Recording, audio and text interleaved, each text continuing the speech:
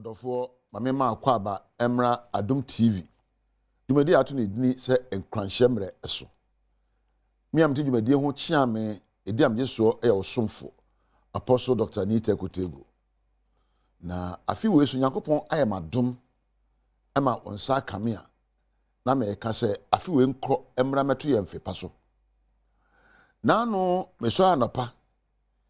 Ena madamfo be frem ye. Ose ni ene watete wapo mu. Ni me kire nse no anajo. Chese me nante be 4 kilometers.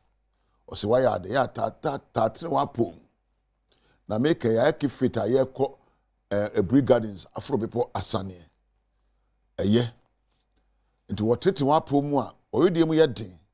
Na wonya hoden de ye de woyo. Na waka asawie na san bisa mo se do people also strengthen their mental capacity? Apart from say yes, I see a body, yeah, macho. Now, do we even exercise the brain and the mind to increase our mental toughness? And to be one who didn't be my grandma, but Sabi will be an anoa. A son said, not dream employer, not dream any in us, you know. Not dream emukasa and honam and semfata. For many of us, our body will never recognize our mindsets. Neither can our mindsets recognize our bodies because they are far apart. This morning and this afternoon and this evening, I will be our shaman. But I see a trinity, only a bit I will say. A bed then, imagine more SCP, a gene ye, a dear man, I bet you say, me on mental toughness. What are the things I can do to increase my mental toughness? Because indeed, mental toughness is necessary. Whatever you would decide to do goes through the factory of your mind. Good or bad, great or small. Even if you want to be happy or sad, it has to go through your mind's factory. Therefore, life is manufactured by the presence of the information on your mind. I mean, life is manufactured by the presence of information or knowledge on your mind and by your mental toughness. Said the word dream SCP, Ejina Hofano. Sa na wabra botie. Tinana pe me no be kan sembi akire ode abetimi ayo. Na yehunu se wo so adwen gina ho mapa. Your friend, you have to have the presence of mind. You have to have the presence of mind. When I talk about the presence of mind, it is the ability to stay composed in all situations. You can't obi anadwen mu SCP or anwoden a e obi asabe enso kire e bokura ogina ho. Emra oda aba no onim se de osere koduro. Emra obi awo no twetwede no onim se de ogina ho asabe he is composed. Oh no, Oshen Hodne, na Oshen Hoso. Sankrofono, Wotimi, Emma, and Yoma, de Amumu, a chain, a pet danquamba, and faso dear. They are able to delay immediate gratification because of long-term goals.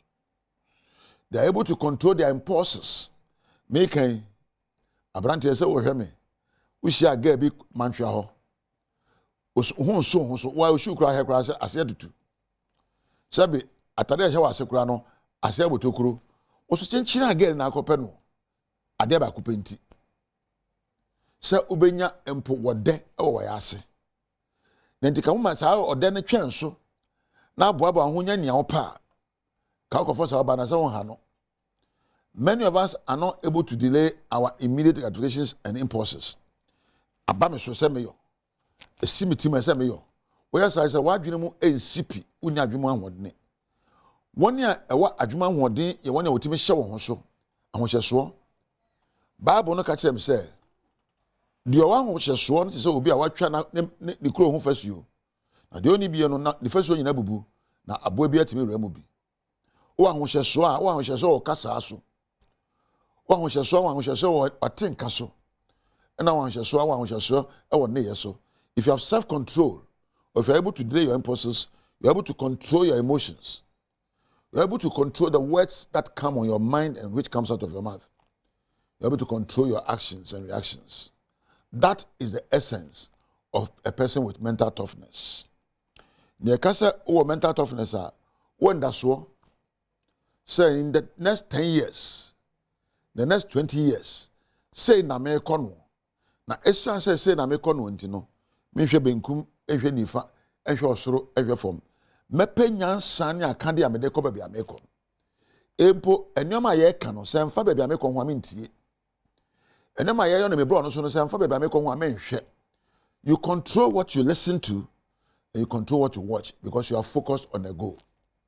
Obu anapa sorry so pepra no atra TV achi 2 hours. Don hwere mienu. No afa the phone WhatsApp 1 hour. Oso pa brabo abu. Onye mentally tough. Mentally tough people are able to control their taste for certain things and they focus on their vision and goals. Mentally tough people are able to adapt easily. So you be na se nipa o bebre a onim se no bebata wom ye di nkomo na oni obi e eba nyesa afi no adu ajaman baba no okunku kwa me ni o maba dabi unya mentally tough ahoma so nche se o mental tough we arrogant a mentally tough. Mentally tough people are humble and they link up with everyone. We should be a osre.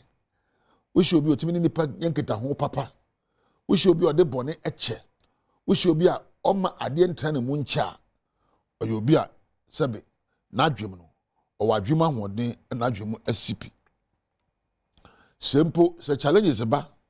Ananamu sakra ana empo nyoma anko yi a ohwera tenka so ebisa no se e de na mayo amabra bo be koyi nye se ye yara dabi ori wonsu kwa ana won sere kwa ohye no so no wabisa no se empomponso amadu e de na mayo amafiri mu na empo me de me na ase am Nyankopon na onipa abo se ageme so bebre na wo ya ade a wo pesa manfo be ka say why ade opanipa anim ayi enye. You don't have to seek validation from others when you are mentally tough. You know yourself. You know your strengths and weaknesses. Wouldn't be a one no one na me be o mere ye enti oni yesa wo ye na nya woni me ye no be pa obi obeboa wo yesa wo ye na kwaje my na wo danda wani so obi okwa ha tare o se o twen so be ka se na tare efe date na ya hwehwe ma wo eso timi siesie ho na gitum se na wa yo na efe na to na montuo yesa chese we are mentally tough. To be able to be mentally tough, you have to be mindful of yourself. Some bosu koko muna huni power yo. Oh no, ya na ye be you asa kasa dos no do. Enti mechi oni ba me nsa ba ya e be boa wo ne ye ene day. First, have breathing exercises. A breath to breath no transidin na ja home ko mu na ja home no pie ba ne ba mpre numa na mpre du na eko mu no na o ka kire won se ma bra bo ba yi na home apie no na home abufuo ne oyodie apie toso mienu wa oni padua ne hwem e fa ne body scan he na eme ya obeko de na hamie meja mu de na teteme na o scan o body kura no se wo de ubie mfoni wani so se me mfie me no ebe me pese me du sampempo wo na twa mfoni e fa ni imagination na se mfoni no aya wo de na wabo wo se wo ho na pa na muntuo aha na meja wo na megiri se sa ne ma me de ama wo wo heso de bubura se be ya wo ntiti wo apom keke na be titi wo nyansam watenka mu ene wadwene mu o ma me mfa na ase ma eja wo be kampadu na me nna me amenu abe ma weba frempon na me nda Michael osmosis ene obi a wo bo adwumadi e ba ofie mu ade achi a nyame ka ne se uno nyame entina yada CBM Samuel kwa Badwam TV Badwam dwumadi no eso yada Apostle Doctor ni te kotegwase eni nkranshensem ene dwo anopensem a atodwa wo mu bia obetini mampani John Dramani Mahama te ba sumkuo enwoche wɔn mo nya hwehwɛmu fa ɔman amamra kunini na yɛde ebuman yɛde no ɛbɛbro na afei yɛbɔ ɛde akɔnsɛm foforɔ mu na wɔtwe awie yɛn ntɛm nso asrafoɔ ne galamsey yɛde abɔ ani wɔ boase a nipa nkono afiri mu sɛn na ɛtia no pɛ yɛno ne nsɛm bi ɛna no pɛ mede bro sa Adom TV Badwam kaseɛ wɔhwɛn live on Facebook/Adom TV Extra Go TV 119 DSTV 280 Uko YouTube Adom TV Tube kwadomonline.com ensem we ni bebre so eka ho ewo ho anopai mahofade no efri Majoy Trish wonu matadi ba ko ene hyemia hwani we die Frederick Opticals wonu ebomani ho ban medi afia amankwa tamaklo afia ni die mientie se den nsem ni kyeremu ankasa etie Ghana Mampani John Dramani Mahama atewo ba sumkuo nwotwe se wonye hwehwemu emfa 1992 constitution no eho na enye emwa ema yen kabi mamenka bi amamuo no nyina ne namu eyie pa kase no etwaso Sabedwekua Mampani John Dramani Mahama atie no wonmu wo mu bie no ye mranimufuo scholars political scientists civil society leaders ya wonmu nyina no wagye atumu se ba no amamuo pa wonum ewo mu nimdie pa wahye se enyema bi a NCC ani ewo afi apem ohankono ene eduokono mienu constitution ni mu no wonhwe no wonsiesie ni nyina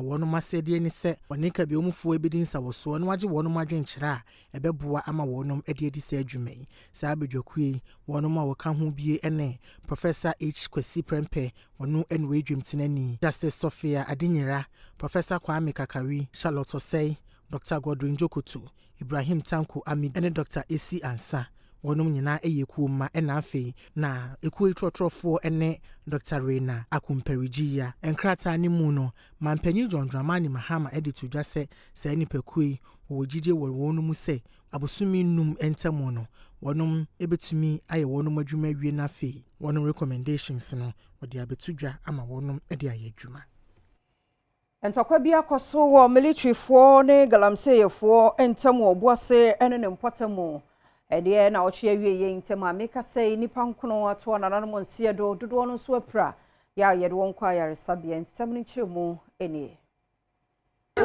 munya butani encheka sanwa we obi a abaya ma ho kan se wo misitua you see what is happening anytime I obetutuo no bia no ye be set up committee bi am wa be kire reason tira esa otutu sa opesa otutu a ye wo enema bia esa wuku esi ansa na watutuo no se ko ba sa otutuo no embra sa ansem no emaya it means adwin bitas and you can be punished for it. And no one is above the law. Said nobody can. And yes, I will show the new police about 20 now anyhow. And to be a cannot come to them. And the government better committee. I investigating this matter. I'm going to be a wire for the BR. Obi ohono mo brasa asem no esiye no e kire ne nam so a e mai tututu no ekoso Soldier phone be duru na mo park distance. Ya approach soldiers no ne ya so ma space. Enti em pay for mu di anim no bia bukoto je sei. Sei ya no bia bukoto de. E na obi apagya ne nsasei. Enti emu a ya mu di anim no de soldier phone spray ya mu na ya machine gun no mu use o. Enye say one shot ne mo. E straight gun. Straight. Gigi ne mu ko amafo. So e ba sa no ye na ye dwane. What you say do no so aye fa wule mu no. E so and you will say na ye gani say no we do yakopon still soldier for the fire and yes obi ko here say ya na say and you straight bullet na soldier for the fire without no reason ye nya hwe ye say di bia ye nya hwe me ana make asasem no and say ya bro and na soldier for the aboye adwini boni bi o soldier for the tirim susu boni ne na ka wo soldier ni enka wo nua akokopɛ na no aduane a de na ka wo kokuku nua na ni blodi na wo bɔ no ho ban no na sɛ okwa wo ne ho na betena Ghana ha wo tia sɛ ekoya soldier for ne de afaso ne de wallahi enya de papa Sabaya na asumdwe betimi akoso atena nkwanta South mensimu ewo timanta monteno bambofo mienu police ni military won maka won ho aboma di dwumaso wo ho na operation na won mo ye ne de firearms ahodo ne sekan like niema ye de ekwa akonom ne ade di pra nipa didi awu no na hyehye wo ho no dodo no won say to me aka afri adehye ho said ye be ya obehwa ama asumdue aba nkwanta South Mansini ewo timantem munti no police ene Adom aka won ho abomu a wonom ayereban bu mu ewo krum honom pa na nya no nko na wonom eyeye wonom ewurewura fiefie mu ene emiamia ekoye operations ahodo enam so ema wonom eje firearms cartridges ensekan ene akode afoforo ye no enamanfo ede ko ewo krum honom okiremu asese die ebe nipa dunsia ena wachire wonom wo susu se sabasabasa yo ye ekoso ewo nkwanta South Mansini honom no wonom ena wo hyase a wo yi no da nchen ya wonom asan so ayereban bu mu Mansini honom se de be ya wonom wo akode ahodo hyehye wonom fie edidi nipa bonefo sem no obetumi agine nyina abedwakua asrafo okua waka won ho abomu a woye adwuma no otu wonom agu emia osusu se ehonom ena basabasa yo no ekoso kese nanso ni nyina emu no timamufo ede atudwa se de banbo adwumayefo etu anamon ba krom honom a wohwa ma asumdwi aba wonom krom hono wani asopa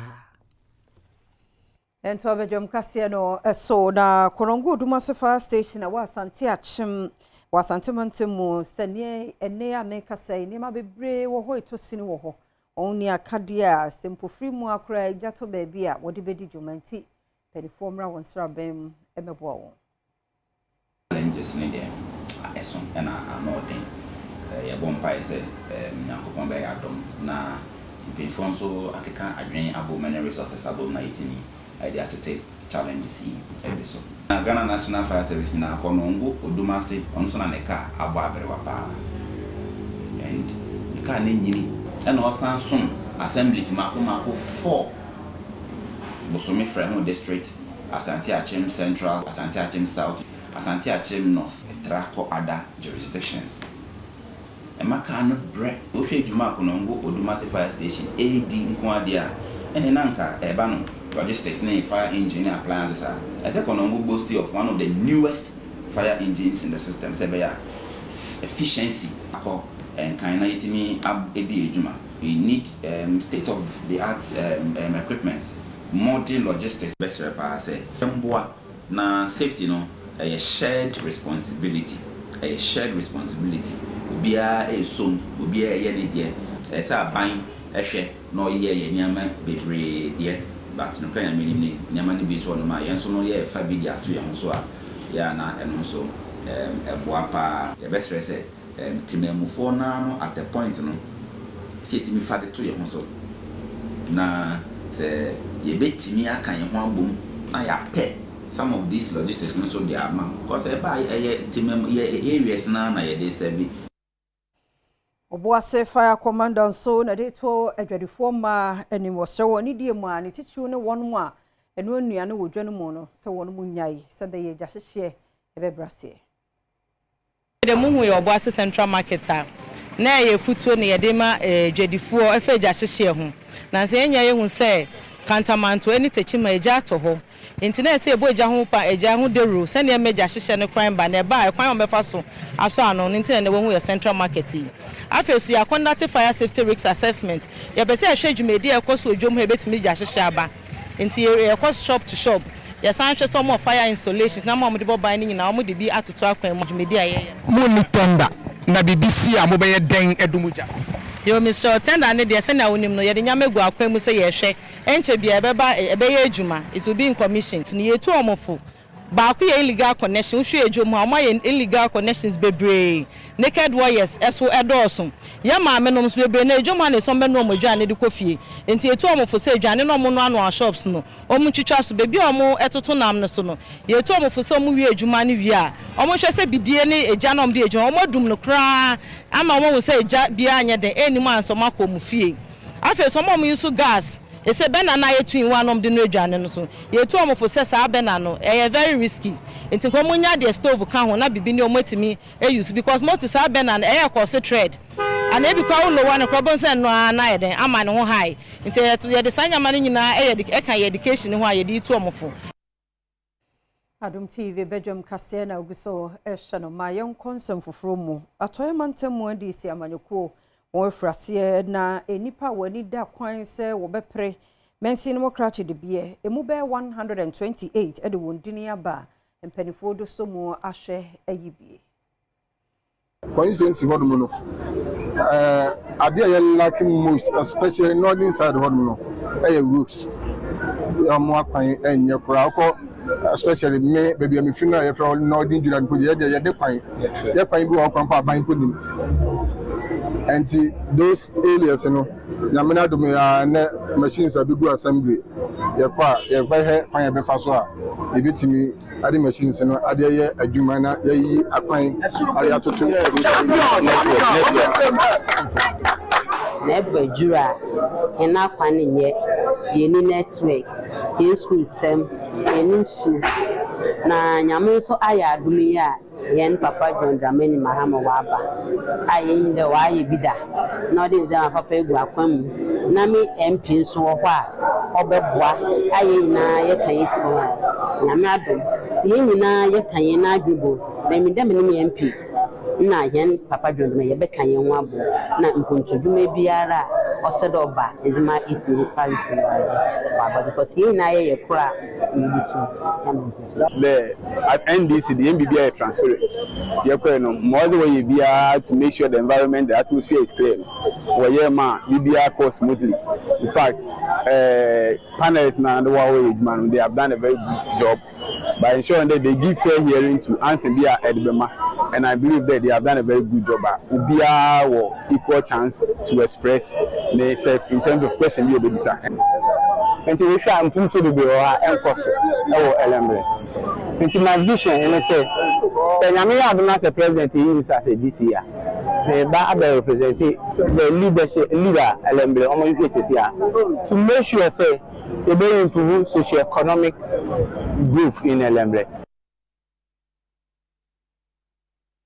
Bayam konfifi mante monso na ndisi amanyokuo no committee a won mo evert wona hwe se wo be premensin mo crash de bie no eye wonwa yie se ma no nanko wani da kwan paasa nko mdo hu be hyemu dan so ma no fam wo ho no e wo fom eno so kase no eto so na the way ye scoring no say obi ma otan obi ma 20 who assessment no it was independently done. Now professor say lawyer say you can't influence anybody. Into go one address oba be say o meni oba no na competence ni gina so they assess we say nipa no we nya ntaye ma sika jeje ba ye say we kwaji we sika dada we no who go be sika kra adne be bua cake because figures now we be no we dey be counter MPs be kra no pe won kofo say we but sika je say obi an go through the normal system so or succeed fine. Eno achi no Professor Esidu Esane to just say enya de se wono mo ema obi biare free abonten ebe kire mo se ne wono mo enye wona adwuma na emo no enipa nwotwe a wono mo tena se toto omanfo ya no wono mo ena ahwe se enipa duosia enkono ya wono mo de wondin ekwakodom omanpanyin no wono mo ena sefata se wonsa ebe ka adwuma no emma wo buy na ma wo qualify for shortlisting I don't come where for ma wo to me I qualify for the first 3 no way 4 maybe na for one shege in tempo ne company say mba o ndedu pempenso bi no na mba wo ba no oba na bo de kakra na yepia wa she na because of the Defamation Action Bill na or na gender issues na aba no I say 30% say mba in every position in 3 try say mba ye do oba she no ebetuma akweni Aminina no so na kase na no pay men fancy ha seda na ye wodi amre ne adaje wadaroma koso ahwe wo YouTube Adom TV 2 de tichu a wo pia fifi no fe ne de bon krata no ene online de to so me de afia amankwa tamaklo Yada se yemu akwa ba bi emra Adom TV Badwam dwumade no eso yada rade ase ne 20th January obi nhunu de ntia mani agye erade aye ye Sadi erade aya mami onye ma onu fiefo nso ye mfie bi na erade hyehyɛ no hyehyɛ ya no de breme o se be fia je na erade ene ye gina ha aseda yada ase so amaye hunu ne erade ode ye nhyɛ ase no edidiri ye se oni ye be wie ye pa koso na kokko wanim na sadi ye de aye ye also de be ye ma me mo ache mo akwaba enya me nko na me gina ha me ne Bismarck akwasisi aboaten na ni da kwan sa daachi bi awade ye nhyehyɛ na bibi awie mu dia okwa gina rahye bedwa akunya ai no wonya otinkran ha te adom dan yi mu no de ye job for the people eso dan yi mu a amu ache mu akwa be afia ma menye oso se bibia boko nyankopon adom woni je de menyini se betpra school fees twia ho number 1 number 2 ye bitini wo bitirim e wo bitirim so se na pekima obia rade be ye nyambe ya mo obia so ya mana so obia o ma sire ensu obia so be na otwe mu ensu obia rade ma sire ensu obia so amen obia no wane wora wo a wo sire sa osimo ni won na woni agire mbom no nsire na wona etwa agyajo no so mo nyina mbom na mo nsu se no woni agya ye nyina na ye bua me ye ni agye amen chese na otwe nko na wie ne so yes ne kura che enko chese enu kura na ye nko na wie ye ne chese obia se hye oh nyame adom o so de me de nyame asia and that's your 20th January no date no na me ka ho asem yi 20th January no 20th January 20th January by this time ja na ni me koso be 10:30 hono do na rade ya jani nyina na me ye obenya asa benya die rade me dase pa ni me busia ese dase ayade dase pa koso atonhira emu oduro egunes onyini na ye kakra onyini na ye kokro obamu obanyansafo na mesre ediama edoba papa bi read for good radishano radinyan kesi timani jena no ani o my womb opener and then birthday intina me ni agesa no go na nye bete tisenne me be yanyini ene me abe ye pe kura mo wasemia aje say asida da muzeda no bisa say afia na chiriba no ne kola ni mo wani na ho e ba na anyini abeto me sa so no me kono pepe na e me asi nyame nchira amen pa so e de ne wo fanom ne ne aunties no eno be ya ma bia e fine ha no wo fanom be ya ma bia e fine yo do di kan ye wo no wo fanom be ya ma bia e fine ye ma no renwo so ye ma no renwo yes yes na ni die ne 20th you know about say yes sa de am say 20th na day wo fanom what ya say ti e didi ayeto nam ketu abi ye bobra na to bo ama enchirima no ofase no say ne nso na Donald Trump usi akonya so okay ani mbe ya yeshira pe da chi bi ayi president no ma wono no what nya easy pra and America bonten so no adaji ni posukura yes tienura concert no e course like a musical concert na onso mba inauguration bi there's a musical concert ahead of it and no so course so mtom safre Nigeria no mtuni Nathaniel Bassey yes okay no next one for Moses blessing so come na ne de no adom de afia so na so so emre no so na so because osinipo frame kra wonim no ono drive wakọ na asọre wapo kofi no nya course so me prophet wo US wow na it seems to say Donald Trump musical concert no he invite you be and also no invite no on charge you yeah Nathaniel Bassey on charge you the obeye no me wa ohwe ne cost kakra bia benya de mana to onye e na omo commercial shows say show awaya advert da so say ya sorry say bia bibia wo ye bia enye sika na wo de airpa and obeba na say wakoje sponsorship dia to say omba okay oh nyamisha no ti aya de ede yame ase wate elman so anim abani so mani so guso e ba yeso yes be so say o kire bo say na abedu Ghana Hamilton what ya see na odem wona namusa ebe sa emre no so na so woni mre yes eso pe na so se nipa ni mre ni na so boko afia ke mani mre obia se ni na eni mre a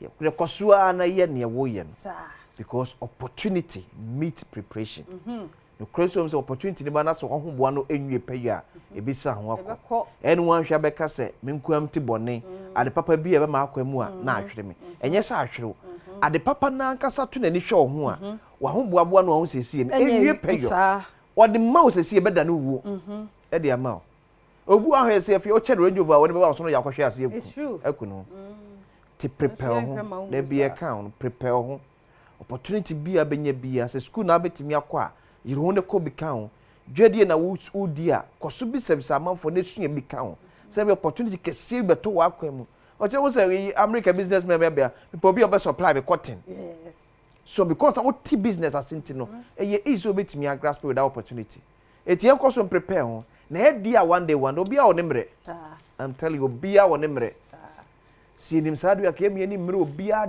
da hwe obi na kase mre nyese yakopon kra be hiram se ya tamanka senti ade da yes woni mre ni penti no asa otwen no ya na yetwen a na echa na agya ya ba mu bu ntia ni nyina so eye nipa su ni bia te rade ma yen otwen ho ha no ni e fan kodru sa se be ya de rade ahyehya ma yen no ye bedu ho dan se ye be rush akwa akowura mu afu be wi akiro si na nam koye de he sa word no esi free ho te ne eye me ba no birthday ntia na mu ani nje you should happy birthday me am offer offer se nyen kura offer ne wa bo say yes offer pa na de wa be ho de na wa be ho ti fi yanko online na de yanko online ora concept not new. What is new is the noise about its illegality. Kwaku asare. Oh. Okay. See badwamonline.com ora kwaku asare na ono so eken. Ora concept say bia yatikuo onyemu enye new. Na emom dede ne wo ho fa kwan ye fa so te no osusuo se enye ne kwan paso no nti ho asem no asanteman so ena ede to mampani Mohammed mo se wo ma asante mantam ne mu mpuntuo ehia no pa eno so ubaha ewa ha o ma we na kasa bibio amanfo nti ase mampani bia ko ohene bia wa ohene primpuntuo e de mane mai sa eti enya de foforo so ohene be primpuntuo de mane mai we kwama mu asabio mu ano yabe yenya se besua bibia na ye de enkantum mu a ne be kan de atum no se nyame mpangu bridge bi bon kraman ya the only option yeah region betimi ya hold Ghana for now Ashanti region. That's our second capital. It's ohini bit kase kachire mampeni na no 24 kabra no 24 na na kufa tia akunya so se mumma masante se mu hia mo mumma manimra fie so 24 call for Asanteman Puntu a Asanteman Puntu are connected to 15 regions of this country. It's so 24 pre Asanteman Puntu yes Asanteman se bia Ashanti region for per se. And on the permetro way confanoche yam pen for says me sure be o maye de akwa kodru se be obi o cheers ka bia bo se sika ne se bi pen for eni eye adwuma I believe a mama hodo ahenfo ne nyina so to sa na mo se a maybe keku yanim chense ye jai confanoche de ma politicians a enen ka ba bia ka tuogu no kenye na no tu forecast ma santima fo ne nto amanyofo so no na manfo so mu che eno kro was static confanoche he confanoche project no be say the metro video no no ba bia project na akwakodu no hu sika ne pen form de eye we nya ban sika o mimi nu mienu ya ye ti asantime wura e de simpo kapre taku e ko support ye no e na epagya confanoche 740 regions of a manfo bibia tesimu a ebe na manyosem na mabuna ba sabe ye muade santete pa ne ye nya ne fie nso de a emuade because amanyosem nti amisa wo ya ade efia to bia na awrewo amanyosem ti akwada sukonoma ya wontimi twa aduane 2 times any day keka na adwen kire pani 35 years of sick free papa wonom te social media do tumfo atem everything nyame yamanyosem na amana basa di waja ne wona ni ne de yamanyofo na fia mama we nyina basa generation de o mo fa nya hwe o time and enyo maame no papa nkwa na so odi wo mu ni o obi a wo chen wo bi a wo so odi ani die ni buo e ma no na wo nkwa na no ayetenten na wo de ayi so hia yi katakata manim ye mpanimfo de atare ko ntimi to bi kwanhye atare ya careful atare ko ntimi to bi nhye no matter what se pani ni hyehyɛ bi na wani nsokora no a ɛno nya ateni kyerɛ wadwen na wagya ho na akɔ aso obedi na tam asa ni pɛ kwasi so wohu na animu ni animu ko ntimi hwɛ ni mpire no sa ni pɛ wohu te so wohu no ho na hu from akora bɔ no ahwɛ obɛbɔ ahwɛ mo mi anya careful ni eni yagya ene nanom ni ne nkwana na ware wagya no na no so nkyerɛ sɛ de ɔwo no nko na de ni o panimu biya sa wo yesa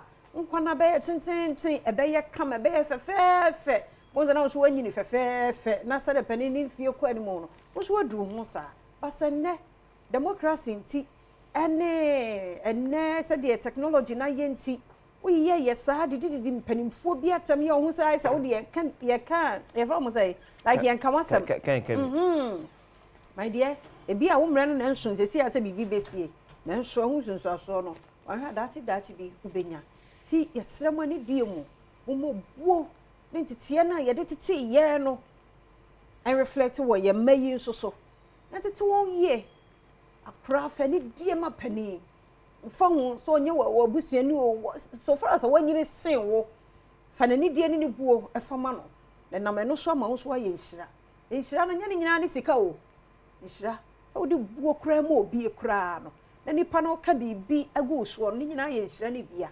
yɛsrɛ mo me de saa nneɛma no yɛ amani nye ho yɛsrɛ so woyɛ obi a wote saa ana wo plane so so pɛse yɛ nhunu so so yɛ star na wo kwan a wo bɛfa so ɛyɛ sɛ wo bɛdidi atam na obi ahu a gyae twon ho firim asɛm bi na obi aka wo ne nya adwen kyerɛ wadwen abra tam ne die bia emmam nyenkɔ yanim so man na wo akra keto a wo bie wa no asɛm so ti bia no asɛm a wo te sɛ pia ya munyai to badomonline.com nso a enie mampani mahama nso ɛna wo pledge ye no wa hyɛ bɔ sɛ cake no national cake no man ni nyina obi a obɛkyekyɛ no pɛpɛɛpɛ na obi nso enya no ɛdie ntie no nso no na Asante Regional MPP Communications Director nso pa Reverend Osu Bempacha oba uti audio no ade nti opa na chew no eno so ho afasi yemfa daily graphic de bokata ento aso wode man pani John Dramani mama foni aba Santemewura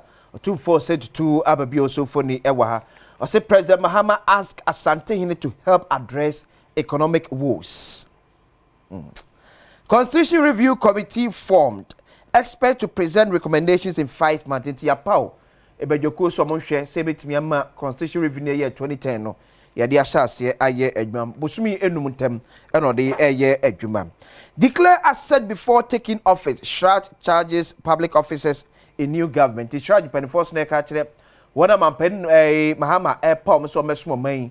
Eso obia enkyere enema owo ansa no befa the brede eba be hye ne nsa. 8 killed in clash with military at Anglo Gold Ashanti Obuasi mine.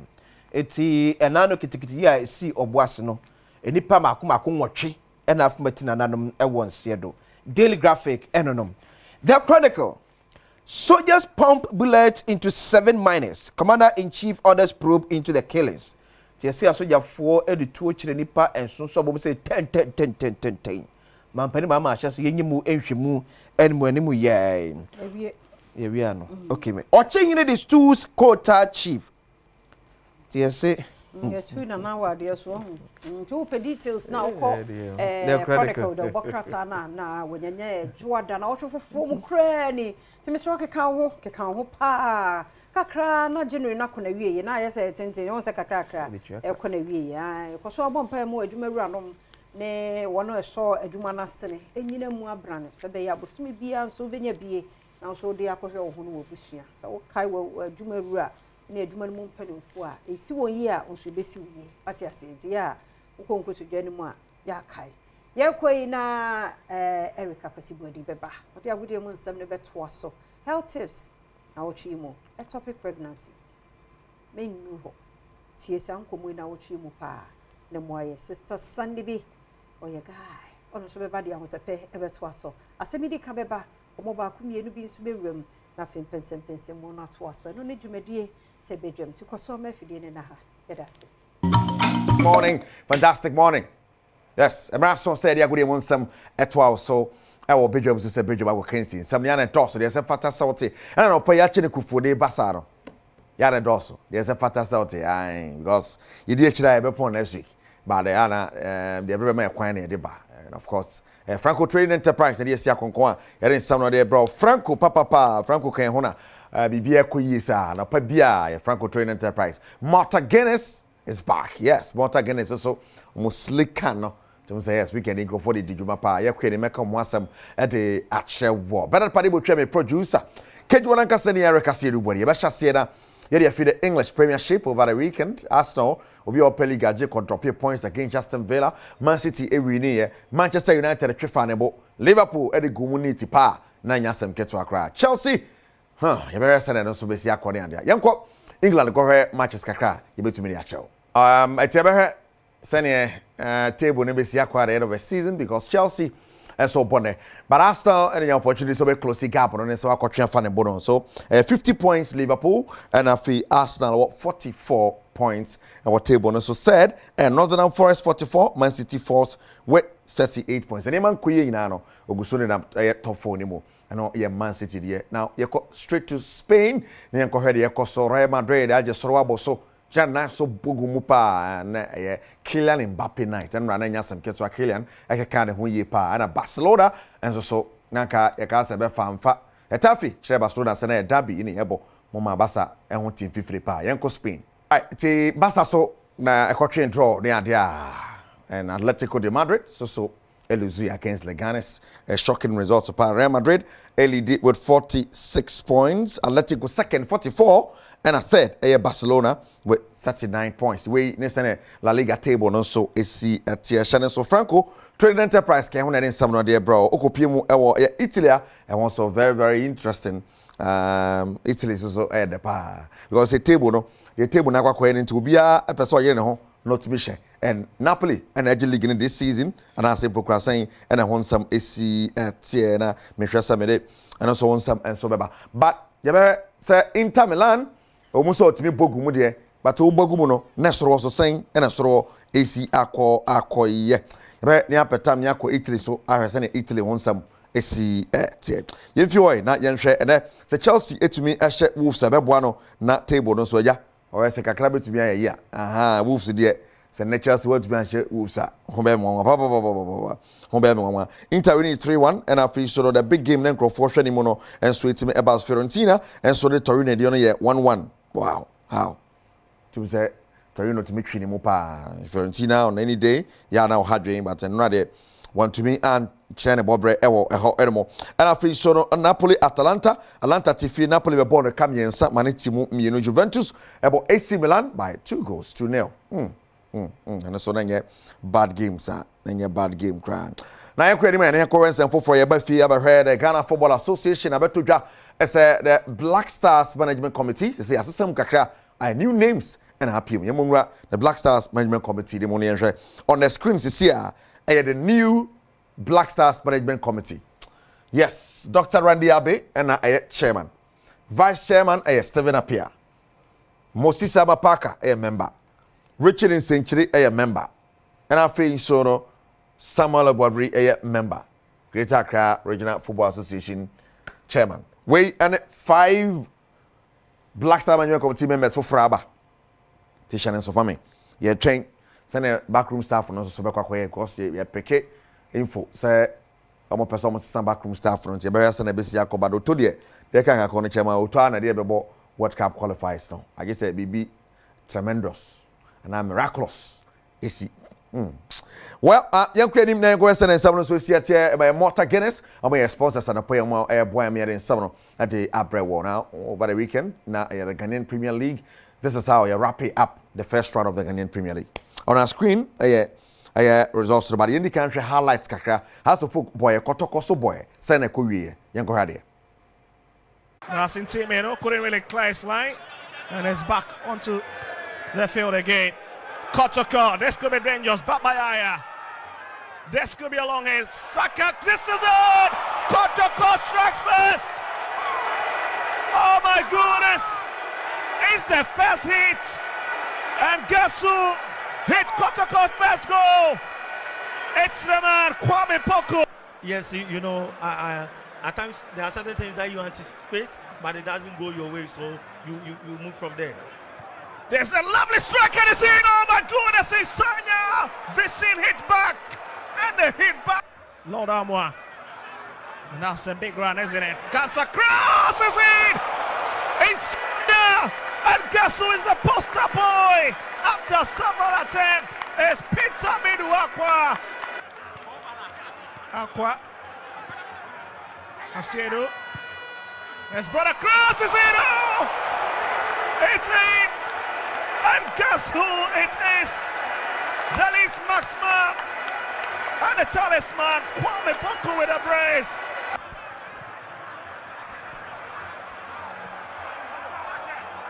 Saka, lovely idea, and this is riveting stuff. Let's see what the decision will be. Let's see what the decision from the officials will be. And then Saka who stays down. And some deep trouble. Yanshare the other results, Mekos Koroko and our Bagumuni Tipa, Yanshare results are coming so a match day 17 of the Ghanaian Premier League and team. Koroko winning 4-1. Summer testing as of the Obian to me and Shebi. Instructor Mambo Carella by a goal to Neil Basake Holy Stars and Adriana 1-1. Accra Lions Gold Stars the bottom and Sabrikum Chelsea. About Mediema by 2 goals to 1 out of Lions. That is a shocking result. League leaders to few man nations were born a Kabakwa 1 to me and Young Apostles. And it became United about 0-0. Legon, Cities and Dreams at the end of 3-0. Witness and results no AC acquire at the end of match day 17. But Anna first round no there and Shedan Kahri Iwia no be abehune last. Yanko Countryman Songo, Yanfa Songo stake into Asomao, a Franco Trading Enterprise and I finish so Malta Guinness. I'm gonna can one up here, Yako Songo stick and I anopai. Mr. Patrick Osajman, Countryman Songo, fantastic morning. Yamwakawa, Moa Fishapa. I think Zafi, this is the first time I share. Yeah, I'm more Fishapa, and I'm to fire New Year and come out BBI. Fantastic. I finish and the Yamia say, I fear yes, idea. Let's say it was walk with the man is there will be more of a Songo stage, Mondays, Wednesdays, and Friday. As usual, I go can see Anopa, Agudi. It is more fire now, so more fire and come out family. And Uhoni Pavia, so far so good. Fire no agent so far, Midasi, more fire. And the song was taken, may have Blasters, almost all my forming management team. Share Ghana on money serious. Ghana money serious. Uma forming management team. Management team no more for me. One. I hold the Yankasa. Is it the Blasters management team? No, and in the Yankasa, and I said, Omo Bobon, a Tony Dia, and I hear Bobona, a woman Mujina Park, and so any coaching. Technical team, no, any year, and I say, management team now. Dr. Randy Abbey, the champ, he could defend the Parliament Select Committee. Now, no say, almost sacrifice the party as management member of Blasters, team member there. Who deserve this OBG pay, and I say, who deserve this OBG scar, and I see a member with scar. The same woman called World Cup, management members, a G player, Sikati senior players, Blasters players, the more was appearance. That is the 100K, which is 13 billion old Ghana city. Or justify. See, this same person, the Dr. Randy Abbey, the champ, he was there. And now, you hear there, you call Cameroon. And the Blasters, a free multi matches. You hear a match back. Dr. Randy Abbey, who did him with and him one out and pay one moment who say only need him anymore. Or no. I would eat him anymore. Was a dear call him or can be near call a year after Cameroon? You call World Cup. You call World Cup what happened? A horse so 3 matches sour come home. Blasters paying for ɛna yisɛ fi mu ɛwɔ kata Dr. Randy be the champ ɛsa aka ho ɛne yɛ kopie mu Cote d'Ivoire ɛne yɛ dɛ yɛsɛ fi mu tele matches na even take this tama yɛ kɔ Cameroon yɛsi CK Akono ɛyɛ Matra Makwe the former Blasters captain former Kotoko House of Folk coach CK Akono yɛsi wɔyɛ Matra Makwe ɔnya de odimi fɛ Akono. It was Dr. Randy Abbey. It a single match Brian said. Masa, one more coach is no, your coach is yet. Move coach, not play one club's coach. I'm a blaster. No. You people are thinking about management committee of blaster, management committee of blaster. You people, what is wrong with you people? Are you all sick? Bibi Hamana. And the NHS management committee of blasters, no one bet my blasters. No bet my blasters here. Hey, one, offer world class coach. 2, world class coach now building team now fair players based on merit. Yeah. Then 3, management committee or whatever football people now more person who blasters you know. Ghana phone in and I'm wanting some more money paying for one bet my jumano. Okay. Then we sit down to get these people, correct people. I am not saying that my management committee. Yeah. You understand? Yeah. But, I mean, woman as a fatana. Is it because they didn't appear a former captain of Blasters? Is it because of that? Or saying captain, no, captainship, one as a captain, Blasters and go you on the time. That is the reason why I would not call Blasters management committee. Okay. Moses Parker have been there. Okay. Yeah. Cap. Moses Parker when he's doing Mutai in Tokwa. You people, you are sick. Wow. Ghana, you are sick. And club was the Katian Kuala near here no more yet. Blasters coach no Yadiano. Coach here World Cup coach. Money freedom no ya Jumano. Mon Shanamonyaho.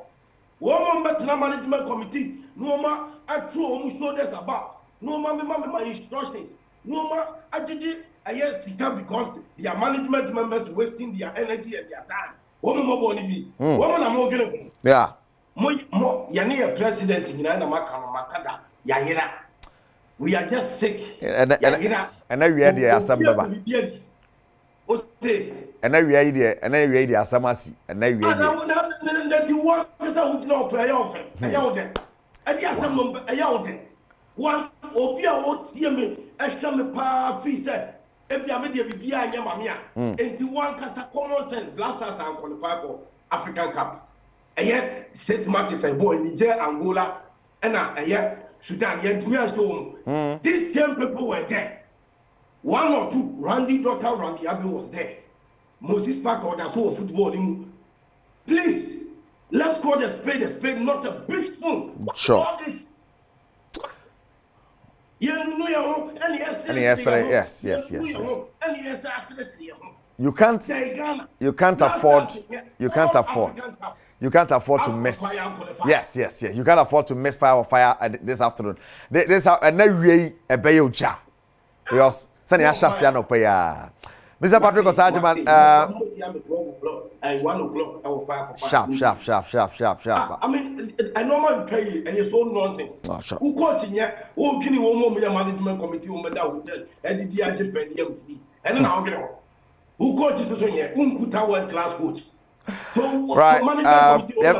Thank you, Patrick Osajiman. You better say, Mena say, Opesa o Tua Fire, so Sunny Ekuya, fire.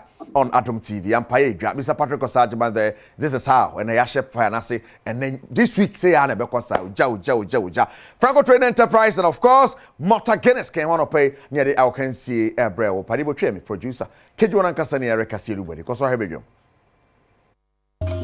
Memoir Quaba, Medidi Fear among Quatamaklo, Medo Badwam TV, Badwam Health Tips, so now watch you na 5 minutes. Free Joada Dikosi Fiada ye Kasafa ectopic pregnancy na sa ectopic pregnancy no ne miscarriage na pana say netie na dia crown so ene deba na wotwe mu nkomo eno no wadaro ma msho kan hu ni tie sansem we 5 minutes duoda bia e benada sa kosi fiada bo se be wie no na nkomo ni nyina wate ase yemfa sedama endpoint homeopathic clinic ubora endpoint one branches bia we show a doctor for ho nyina ni muti fi se bosu na no oni pa ho adaje enumere ti ya no afred dog 0244867068 ya we bia ofre no obejoso nadaroma enenso obi ene pronama ye si enkasamfa ectopic pregnancy ho dog ya mu akwaba e bibia aboko mami musa we answer na bonani shuma ye difference no ectopic pregnancy and miscarriage e pa na sense so ene te say yo me da se pa si e kase ectopic pregnancy a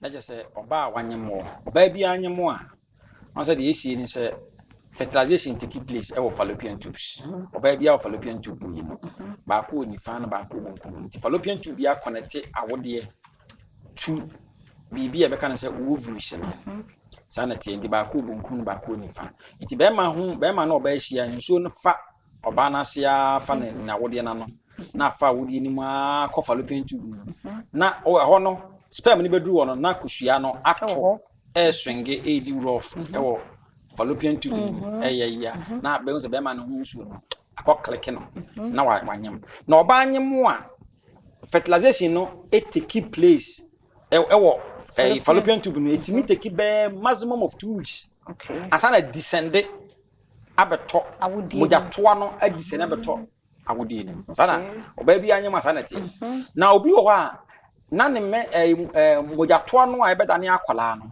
obu ha ne de no na entimi an descend ameto awodi ni fallopian tube na meto awodi ni o se ke beto awodi na awodi na get stuck to awodi ye no obi de ne entimi ametom enti entimi ametom no obi ha ne de no fallopian tube ni ma na get stuck e wo ho ana obi ha ne de no na akotare oba no nkosua na ho ana obi wo kwa na entimi ba na aba betare awodi na no ekobasa no a yes oba no anya bibia fe ne se ectopic pregnancy ne ka se miscarriage dia miscarriage ni se oba wanyemo oba bi anyemo akatamu a akola na ye nipa from 7 months to 9 months tin oba bi timi wo 7 months you can say premature birth wadane nipa wi na obi o ha 4 months 3 months 2 months 1 month to bear 5 months no ne nipa no wapon na wa akola na babonten ekobasa na yes wa miscarry akola no wantimi ankari enti yesi miscarriage na mum ectopic ne de wa carry ade no na mum ba bia wo sa akora na kokoda na akora no ekonya aduane die enya mframa pa ene wonko ne ba no akora na enti ma meta awudi ni ekoto fallopian tube ni mu a fallopian tube no doroben na doroben no expand oba bia wo de te se balloon enti ye nkola no unya balloon no a balloon kitwa bi udi nsu ogu no na na yekese sana oba bia wode no sack small sack akwala betomu a akwala nya 2 months no na epija 3 months 4 months 6 months na epija ti na oba timi nyem na wonyem akwala ma ko 9 quadruplets awode no ebi nkoto ba bi o awode no be fa ni nyina na mu mekoto any other part other than wawode no a enam se expansion intimi take place wo nti no na kofa medical emergency aba be hwe etimi kum nipa ectopic pregnancy ko etimi kum oba fi atasfasa asaso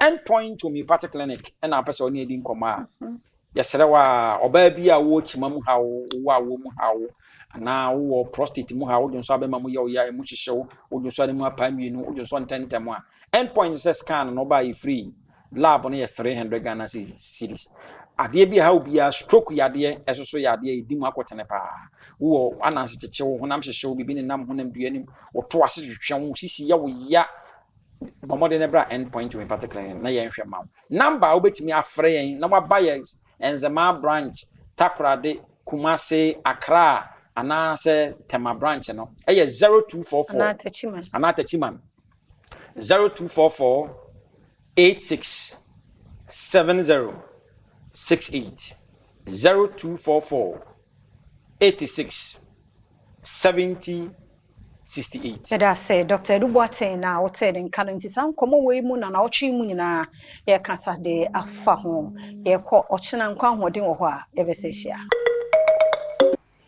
Yada say yamwa kwa baby Adom TV Badwam dwumadie no so yada rekasi ni body ase so de agudie mu nsembreye na wo sai tie health tips na watchi mu ye kasafa ectopic pregnancy ho ntie na ne ya hyase o kina nyankopon yadom akan ye ho na yentie na yenhwe mo ye ho ban se be ya yenkoto sa o how no emonti o frɛ doctor 0244867068 obejoso ena ejuada da foforo kure ni ai rade asiesie ai ne da nyina show nyina me ankasa me a dedicate ya mama ho ai ena birthday ena mabaka yo mi piesie birthday ntino rade ayade some years ago beat sesa abre na me da ho pene wo trust rade awoya ba hwede ne na ayefefefe ya meni age so hu bia nso be wo afa no ho afa no ba ate nso be nyinsen bi na wo afa ho afa oba tu ko to dwa nimu a de rade asema me ba no se rade amma no enkwa ahodin nyansa nimdie ewom ti sa na mesre nso de amma wo ma ni nyina rade nyo mu nyina tire na sa generation no enye kese pa yada say midiri afia amankwa tamakulu oba mebe onso aba no pay wo fefefe oba natural ofisi for C homeopathic hospital and no pay oni e ba bedi nkomo ti owa pa emu akwa be na bibia aboko de ahofe na natural koso anesere sa ene ye hwede ene ye hwe liver no na ye hwe liver ni enda ye hwe liver ahu enti potoka se mu ne be ka se inflammation of the liver inflammation of the liver eno na eye ade a ene ye hwe ho asem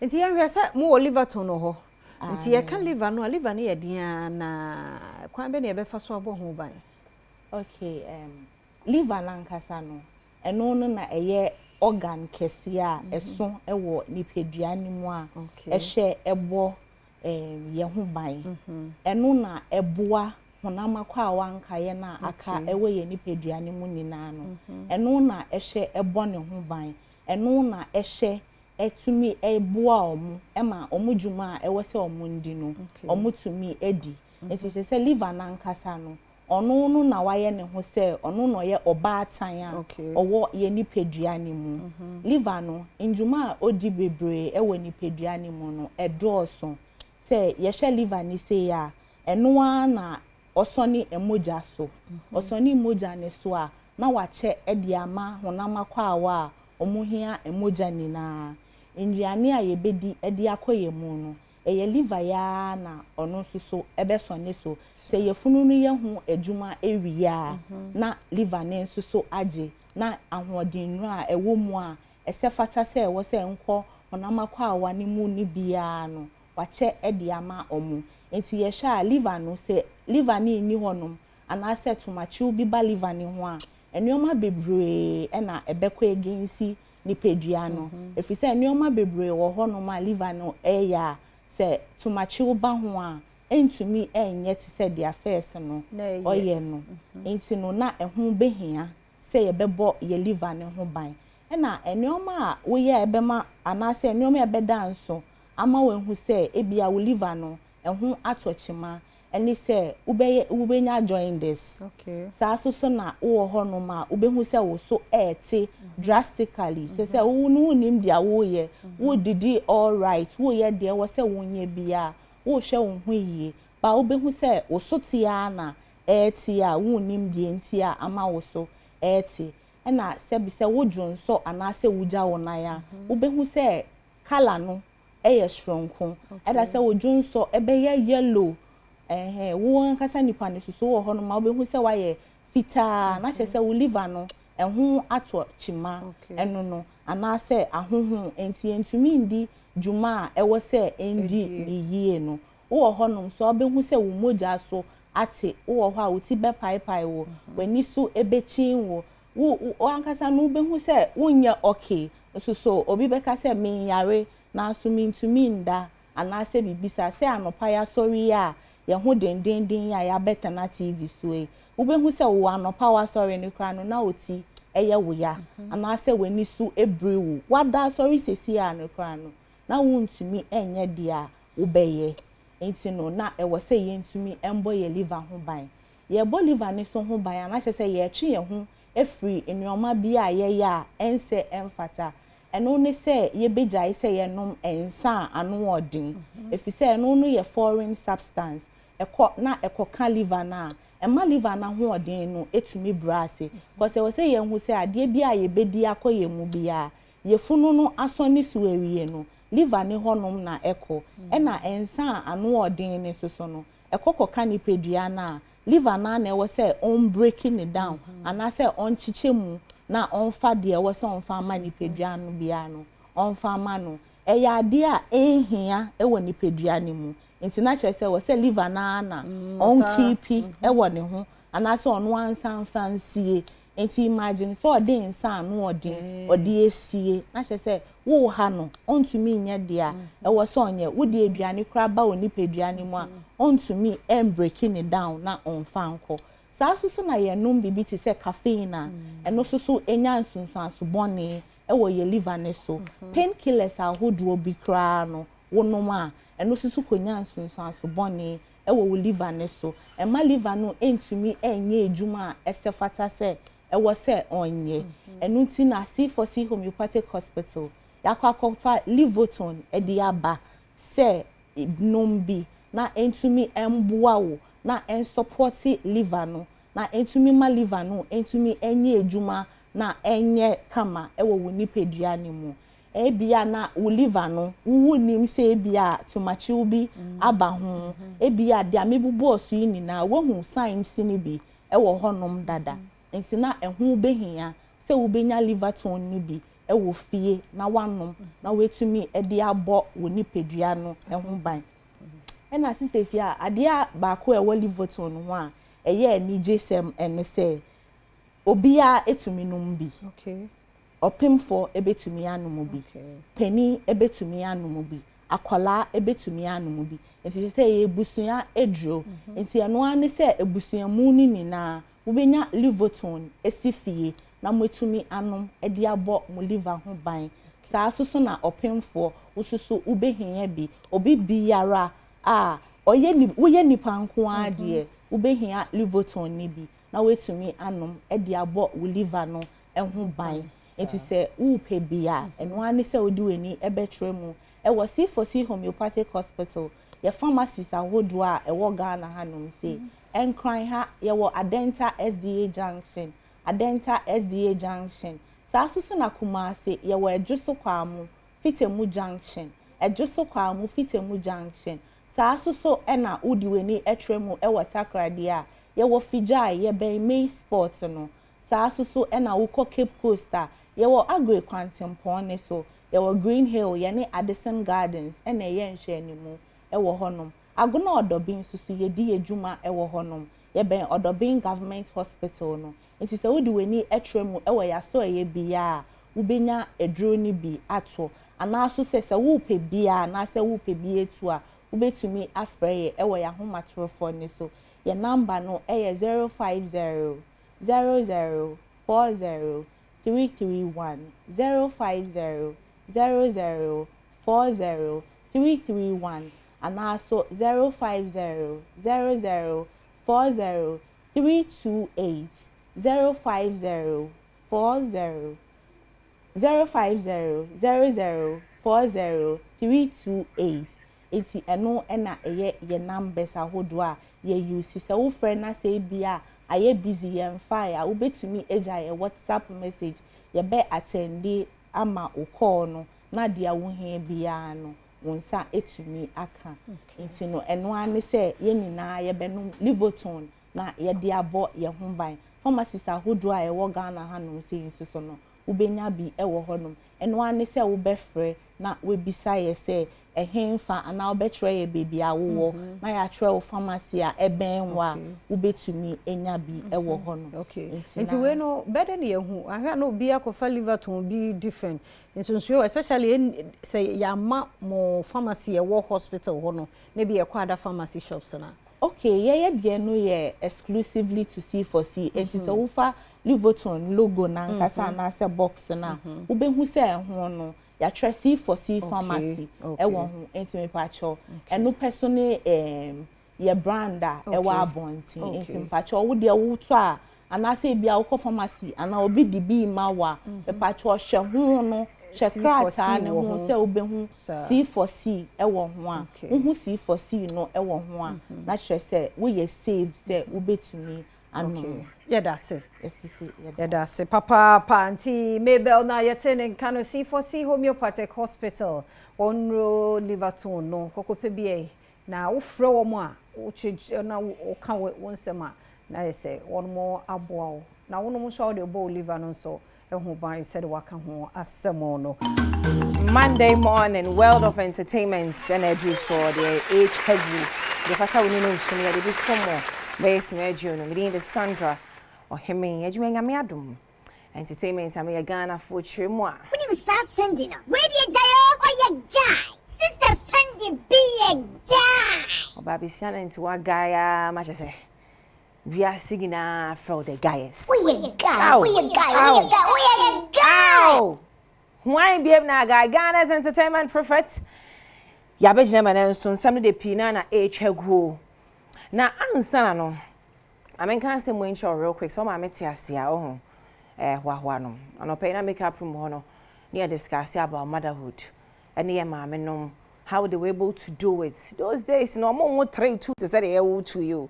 Ema memu 8 9 7 onko no ne aye aduane da asen kakraka na obi a chance si ho ne a serve tete no ntimi nya mama na me kondo benku bedi ene nkwala ne etimi no aduane o sme pizza sa kobisa ye da asen si wo ne e serve obi a ye mama mo ayade o ma yade pa mo mpene ne was mo bom mama de say we are singing the mothers we love you the mothers dey when na fathers no just say near Mother's Day, some more come from my phone. Fathers, no fathers needs to be a chain mothers. There are some fathers or may about and papa.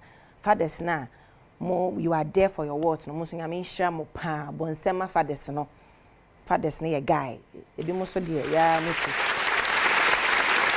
Pierre is also a good father. I do man, I am Pedupe, so also a good father, pa, boom man. What about when young way or way be boom? What's it? Young call. Hey, Weber or mommy any? Wow! Hey, Osmo Mama Weber, really? I never knew direct. I'm sorry. Weber or me too. Oh, Bombi a man, Bombi, a good father, boom boom. I'm here to experience the father side that the boom man is and Shoma age media be Adom TV. Ya enu fie be enso. I don't need to tell more fra. Ghana. Ye jana no. I high life music.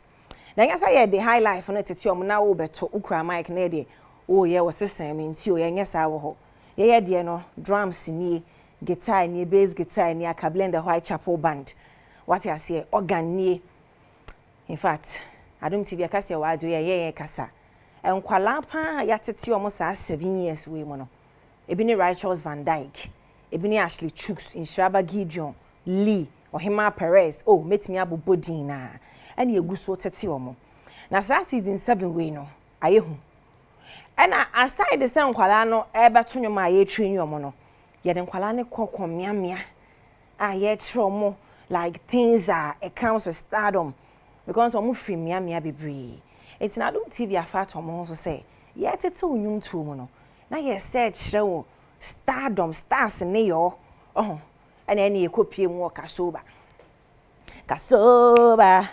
Kasoba, Kasoba, cousin is here. I was mobile momo, yada masepa over the weekend. No, Kasoba for edge fell so. How much share me mano how to sit down on a table, how to use the cutlery set. And yeah, we go for ampedu. I'm going like a cutlery or boy and kaka and ampedu jink for a knife or two. I just say you so fucking young queen. It's Kasoba. I did chana koko bonwa. Nay, Adom TV for na yeda mwasiye. The fried rice and the jollof was uchemo ashoma hona agbogba road no Wisconsin University was sane ase ho a wo de after the year we honom no ko anim straight a hom sani fa so building bi wo si atro Kasoba cuisine odofo dura ho na didi wani beje wate omo yi energy me man over the weekend so omo didi omo me ya omo mu ye du omo ye fine no ene e bora hara studio kwasi ada ne nso ndi sei ne call so hwebra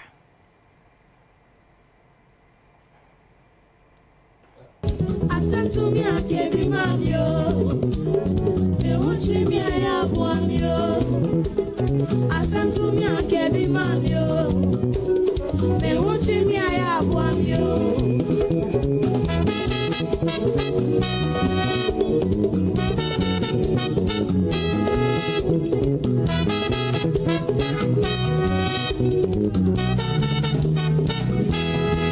Adafu pay so be boamia enye you yem na boame enyo bi bi no bi wate oni pa bi ni dia wa enu ye mesi asantu mi akebi mami o me won to me so ya boamu wate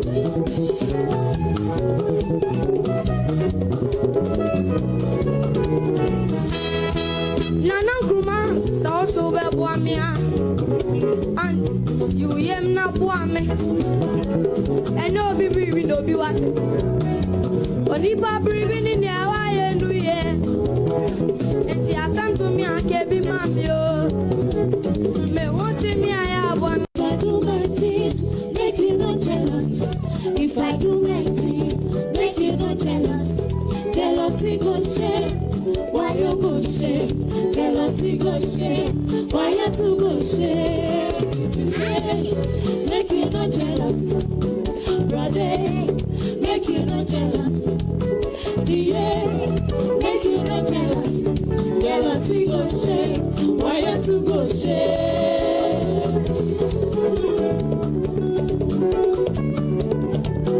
If you're funny, come on, driver. If you're funny, if you're fine, I am saying yo, how if you're funny.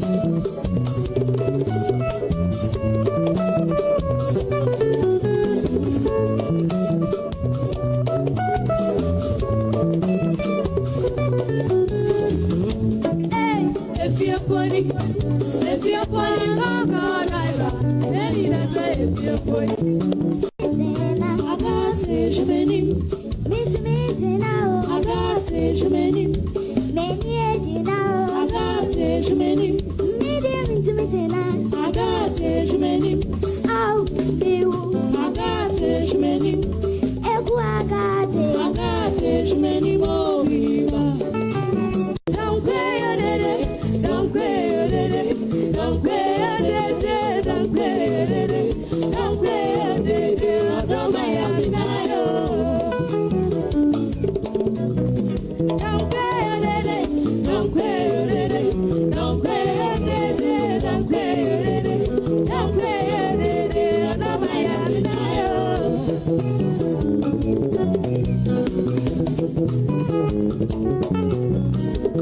Obiawa babia, obeshia nido. Obi besh. Ami motio. Ami motio, muti.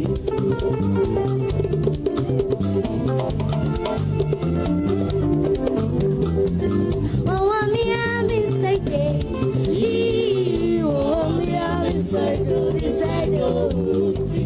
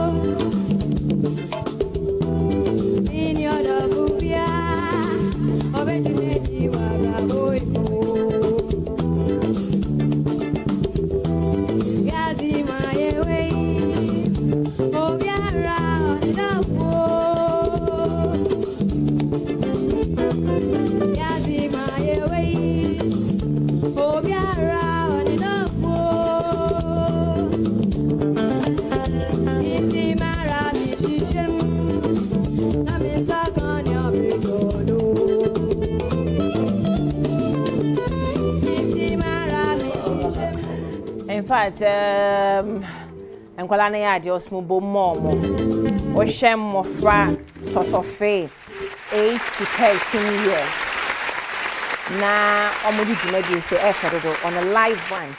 Most of your favorite artists be brain me a live one. Don't want me ya DJ repeat again. What's the mean to you? Kwale no tonyo wa.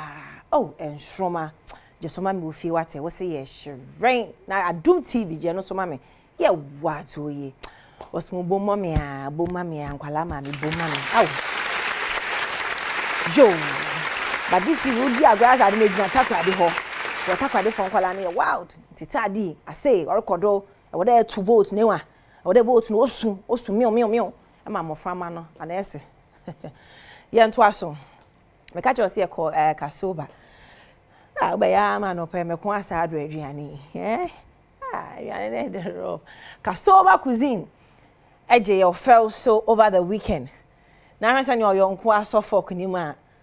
Utimu se ne last na me de na me. Hello, what did ye? Where, takra de kwa mi Eugene so where. And granu ya de Johnny be si back when you must auntie. I Johnny dem temi and say besa na me say besa ampa. Besa because fried rice. And ye Kasoba cuisine. Omo treat ye to a very good time. Saturday, you know.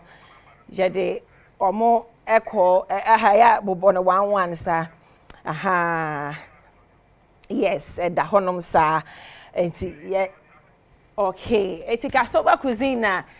7 years to good treats over the weekend, and we had mad fun. In fact, almost 7 years to good treats, you know, and almost my take away a coy because more fun so many Adrian and Hontia don't want to say Kasoba for honum bay another stop for me.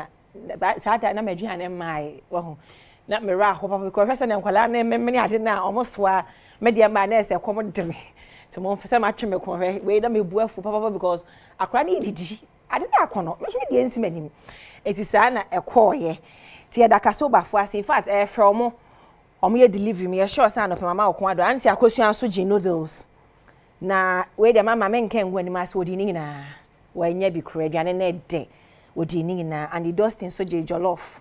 Me also made jollof. Kolano so fried rice.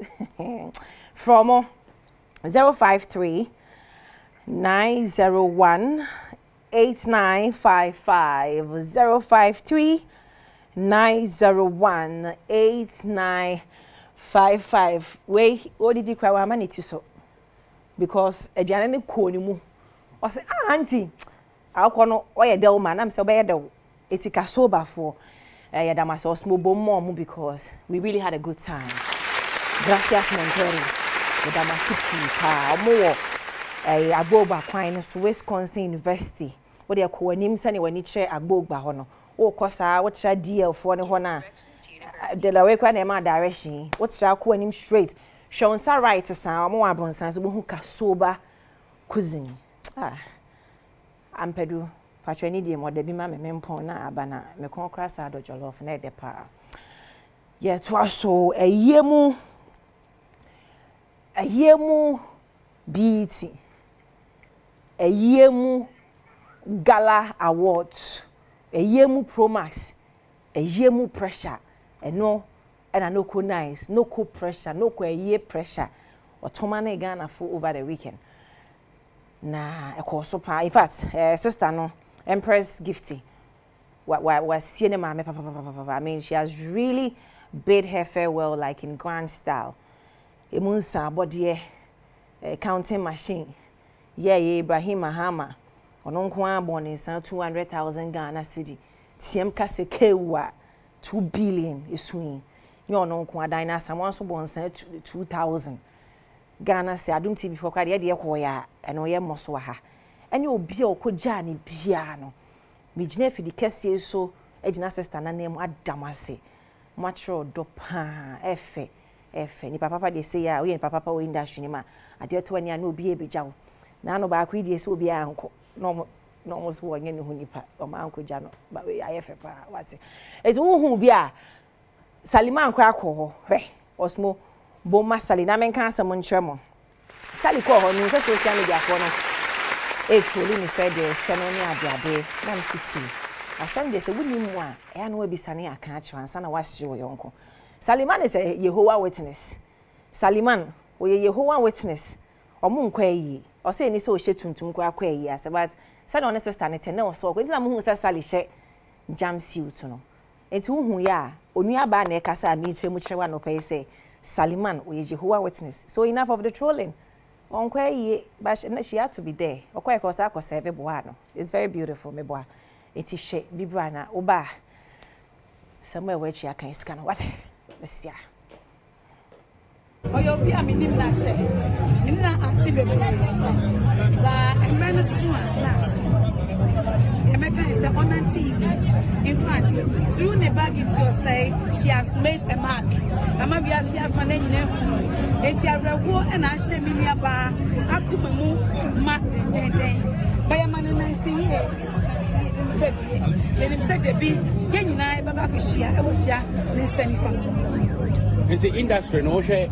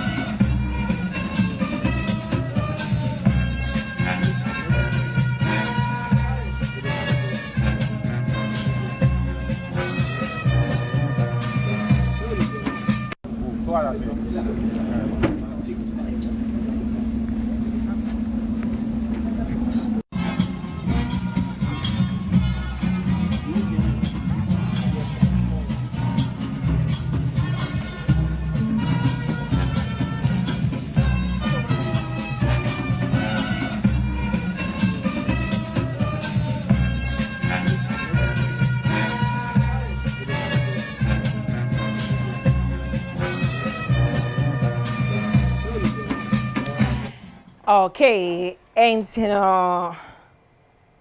Akoye any was Sani Akoye no say na a call a year na say o much or pair ye bon summer Ghana for you've shown love. The show so no easy now. But that my sister specially why young to so. Me who say back with you send the Black Sheriff. Back if you get Black Sheriff na nkasa a parody account I wo X ne so Black on the X ne verified we no say anko fone amode celebrities ni din no e bie account a ya na ye hu na ya monye careful because between akotra asama fa obi ho a ni afa nipa no ho time ba na enye ono a wate ma menche mo funny videos check akra ye free ya se na eba release stress release I'll be back release okay I'll be back Oba de nyi de bia na oba ya ade a nani baji o because I was we ya ade bi wo ho no ma odwendwene na ase wo fon ase okotan ba bia na wo dwen na so hu sa la la no nti obeza o chirese me ka ma na kosi se famachi because of famachi a mepe Jesus is say ya won se na ase wo de fon ko wo ye ko na me tetew na ase me dwendwen na me so te na me fon enu bi na mepe o fa ha na nka obi aka kire me adepa mi hu wukuru je o na no oba bi gina ha e ma me feel proud me pene sa so won fa machi wonya me hwa na me am pege oni bi mawo na me am san kwa chi no enjojo ne mbo no Debbie repeat again won tie ni bi mama right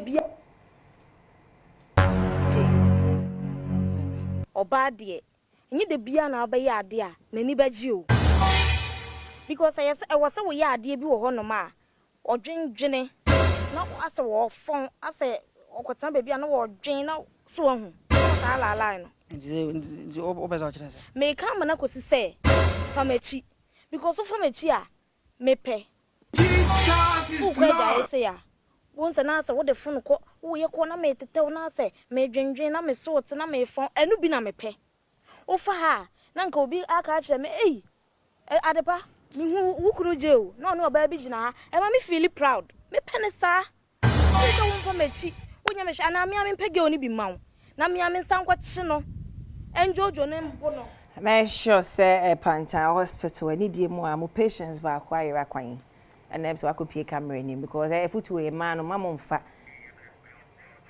on fat and get real, we be saying rare. Mama on fat. Opasa wo fon wa num slim tea. So opasa wo dwen engineer sebita frache eye befia wa obedwene. Ba sepa say obi then na social media kwa de na hankofo kra wo hosa omutu fu money say anya hwe. Happy birthday Rich Papa who came in me wo fa se ba ko birthday. Me nua Bema Patasi Jay-Z Blackwell, Russell, Nebabaya are celebrating a birthday. That is my niece, Anaya. Happy birthday, sweethearts. Chee! Or Amsterdam. And Chakra, Kofian Pedua Daroma, Metwa, Amsterdam, when you're celebrating a big. Yamin Shroud. From all of us, mommy, daddy, that is Russell and me, your auntie. We love you so much. Happy birthday, Anaya. God's blessings, baby girl. Because we're in my. Me the best here, Waba Kofian Peru, a senior topmost shatter, top stanker on duty, and Peru, your board in your child cuisine. Thank you, sir. And I say, Mark Weber. Asante Achima go this year, Mark Weber. Then I any a Jaffrey Pong, or no, and I am a director. Ken Osmosis, a sound engineer. PRO, or no, any D sets no who you mamma bejina so. Now by inside, or more much me going from animal. MCR for a boy Juma, na Uncle Tom. Our this side and a prince and so our this side. I'm the guy Queen Hair Logistics GH and I'm a wig a share and a eagle wear fabrics wholesale GH a pam matadi mami eagle for no more tesano same building with Starbite restaurants ready to wear court material and sewing in a made in Ghana patronized Ghanaian goods na eagle for and so to. I'm the guy Queen open kesi da form ye ko hosisia near the ye no ho hye bia abro our Adom TV. So our condolence to the Karma family. I kwesi Adom, my classmate, and then the call matters or Papa da form. Mikado Conference Center. Papa no. And I age and the crab cry. The because to be a mamre Adom TV muji the bechegu at the abramo macramo. Yeah, the Yankopo as say. And then so the other chef at Cheyenne. Yeni so no no adumra wa ye dia maye ni oguso ye eni a oba be ye ni nipa susu na otwetwe mu na mbem na otwe nyakopo agina tu ne begina isas nas makasa wona ode wo ho to ne so no ade nyina da ediboa won na wie won ye midin de akwasi ensia asemi di kabre na adreso na anopai menu ba bedi nkomodi afa eye enano Obuase basabasana a course. Now before that, I found Confanoch that's Confanoch, yeah. Confanoch Teaching Hospital. Now mention Adia be El Confanoch. Now no, yeah, opem so asante man you know 2472 abio. Yes, ye nyina ye and Tobuani and fa NCC Confanoch no. Make sure video share TV ne so. Adia sikano and penfo dia ye. Any baby a project no. The Hill Confanochi project no baby apenfo ye amano edru enti so sika na uchi aye CFNCS Confanochi no enko waste eniema apenfo ye e Confanochi abaya sabia we nya aban sika o we ye Ghana fo ye wo do ne pepa se ye tna se nya hwehan e ma Confanochi Teaching Hospital entity mpasam yen kapra yen simple yen taku ne epeja Confanochi esesa Confanochi eni no enie tie nya tokoso entai opemso achi ne mua ne yetimi peja hospital no esuo biem because o hwese na hospital na atie na no videos am na kira o ti na awreho ben na hwe ba bia penfo ye ho adwuma na du ya hwedum se ayemfo aka ne nyina so no ba bia wo bia kakra bia o de age efa support ukrom mpuntuo kakra bia we de ne kakra 2 cities 5 cities 100,000 200,000 20 Ghana ebi ma 1000 ebi ma 70 Ghana kakra na eye Confanochi sei mpampenfam won say usika na uchi aye no usika na contribute abro tu for can say yenya ntoboa fam wa Confanochi no enko waste and go down the drain and pay for the year juma. So once again, kudos and call F the Chief Executive Officer and my Confanoche Teaching Hospital. Dr. Adom Bensa, Yamishra, Ono Penifo, Yamwo Asipituanum. Someone so, Mundi or Papa, Esibonisu say, Mundi a man for them to one be ye juma. Neswa Banfa, so the Amagana Munina.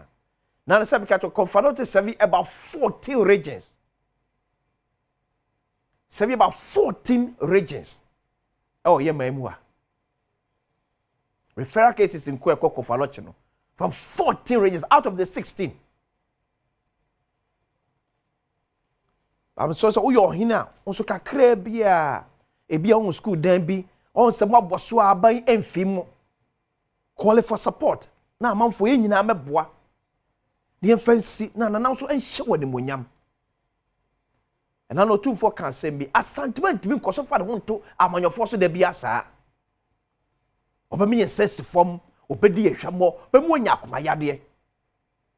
Ti wa fa ba bia wote no empu to hye wankasa wonsa. Wo yo hina fa hye wankasa wonsa. Se me di me manfo anim. Ama ade we yaye. Back to Obuase. Now twa me yanti asem de. Ene se yenwia no mu a etufuma gudie yi ebi. Eko Anglo Gold Ashanti for mining yardim se baby a Anglo Gold for no etu omo sika firi no omo so kwa kotubi as to one di kan tutuo ye kofa na esi ye ne ba en de empanfo se ye nhwemu te be jama empanfo aye san nhwemu ne ehunu baby etu ankasa e sha se different because na betimi a guide ye am ye hunu se so ne esi ne se fata se ebesi ana amfa yakọ enkoma abusunya ya abohwe mo adehye muso mo na mu epran nso no nyame ensam yade menche wo ho but see on my way on si amano kwaredie en ye ni mu a yebehunu amane de bia se ya amano kwaredie na ye partisan politics no anto nchen a yebehunu amane saa yennuanu amoko ya bibinti mwadane atono eya sabane sa ba no kronse bia ka musumu bi nsumani eda ho ye a ebia kankwankon wie ni sa show tv nso amanfo kasa ya hyehyɛ no obuase ene ade and I saw one NDC penibi but na be can you see Yama amanyosem no essay oman no. Amanyosem essay oman no. Era na Miami nua no ogina TV so. Incite emabunu ye wo boase. Se obia ono akọ Minerals Commission akọ the license se hadom na all mining. Journalist me gina TV so say bowra lipa na waje license no honom no na ekotu na godie ni enye nyele mabribi so ataye kire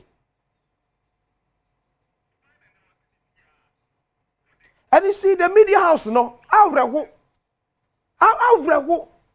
so we are allowing ourselves for such things to happen on the airways.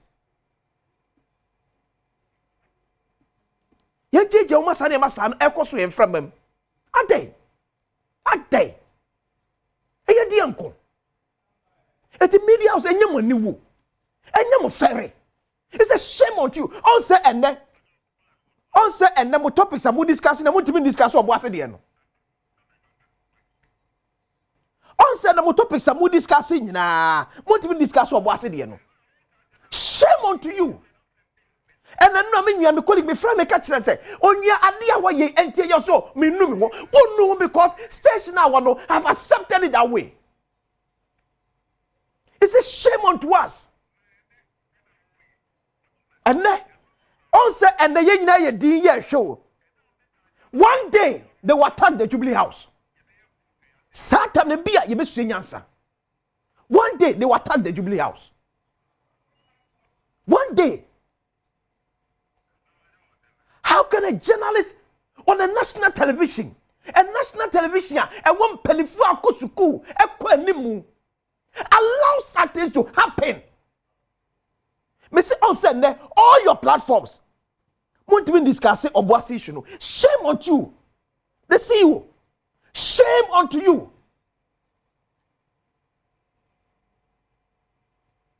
Edi anko ni eje. Edi anko. Di ni yepe. Edi ade.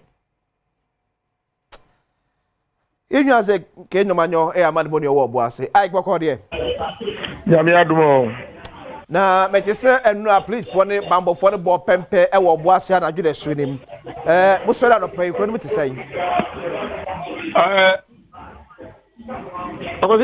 si amene o kase me wo Obuasi Central Police Station animu ha pe na begina be wo say a police for na da regional commander edo omobaye no omo amudi call patrols no anajo no omo aba ema morning team no so atiesim a omo call ai binuma be tena ha omo ji omo ahomia enisa ba krona mu so de emu eda ho na ade ba kwa isi ewo Obuasi enene say schools ewo Obuasi de ni nyina obi anko school ya tutu schools ni nyina mu eye aban de ene ankrankra de ni nyina no ya tu ni nyina mu ni nyina ene say empanifo ehwe enwomasua so e de atudwa ese wo nim se bia enkola no eko school a na bibisa ko sibio mu a omo nim kwan a omo fa so a omo timi abo enkola no ho ban nti ne de ni nyina akoso na sibia wo sore first no na Obuasi nka na dwoada no paipa nka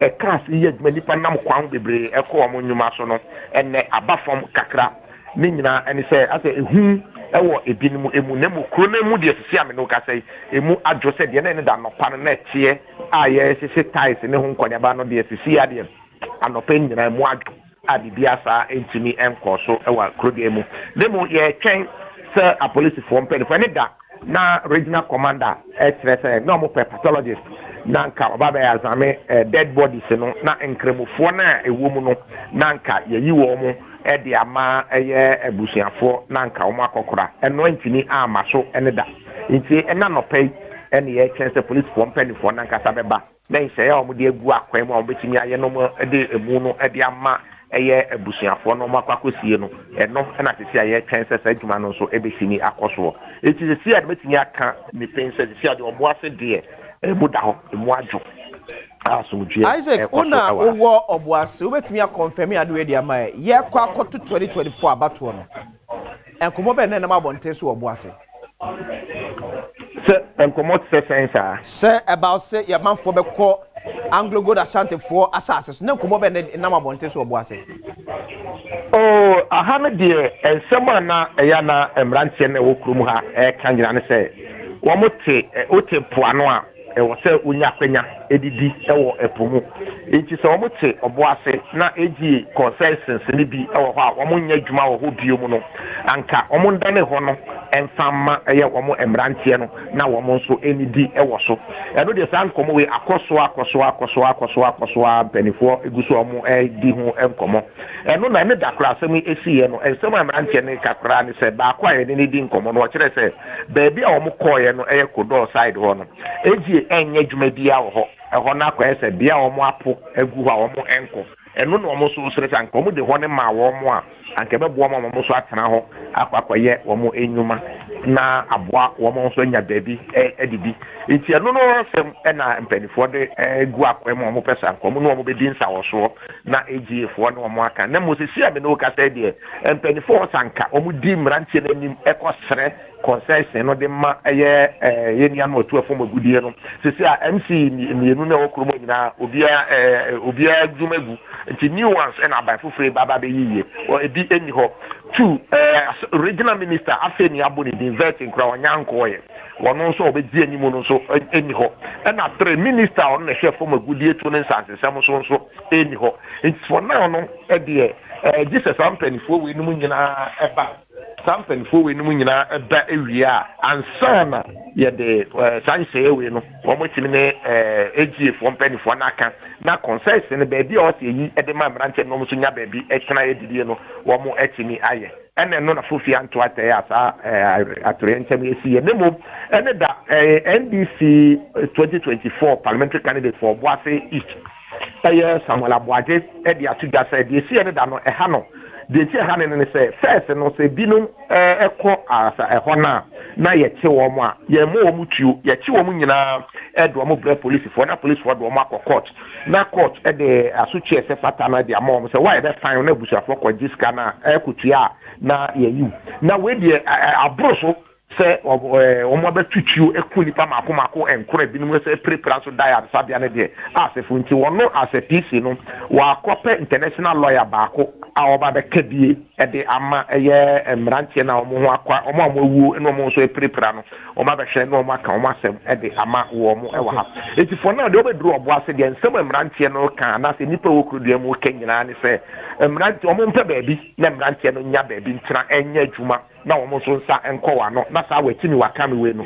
ebi ensi bio mate ai meda ase Isaac yeno manyo ya mane boni owo Obuase ena ome live update ai keso ye betwen videos no from the current happening no Obuase na ya hwe I wish say empenfo betena se na omo siesie sa asem we ba me say MPP NDC empenfo munyai ensoso tantan na de soso nsɛmtwerɛfo bi so emo mu kan sɛm a ebetimi akɔfa asɛm de abrɛ ɔman mu anpema hu sɛ the former member of parliament Emma Adehye Okumbungu aye writer be on asɛm a making honorable Rasmus Barak let me read it or see place the blame of the very unfortunate event in Obuase squarely at the doorstep of Onua TV which allowed its platform to be used to incite violence by one of its staff. We have come a long way and must not, in the name of free speech, allow media houses to be used as vessels to incite violence. We can't live in a country with such wanton indiscipline. Thuggery and any other act of lawlessness must have no place in Ghana. We all want. We sit aloof at our own peril. Former NDC MP for Kumbungu, Honorable Rasmus Barak. So we want to believe that the management of this media house will bow their head in shame. Say yes, some trouble. We will plunge this country into chaos.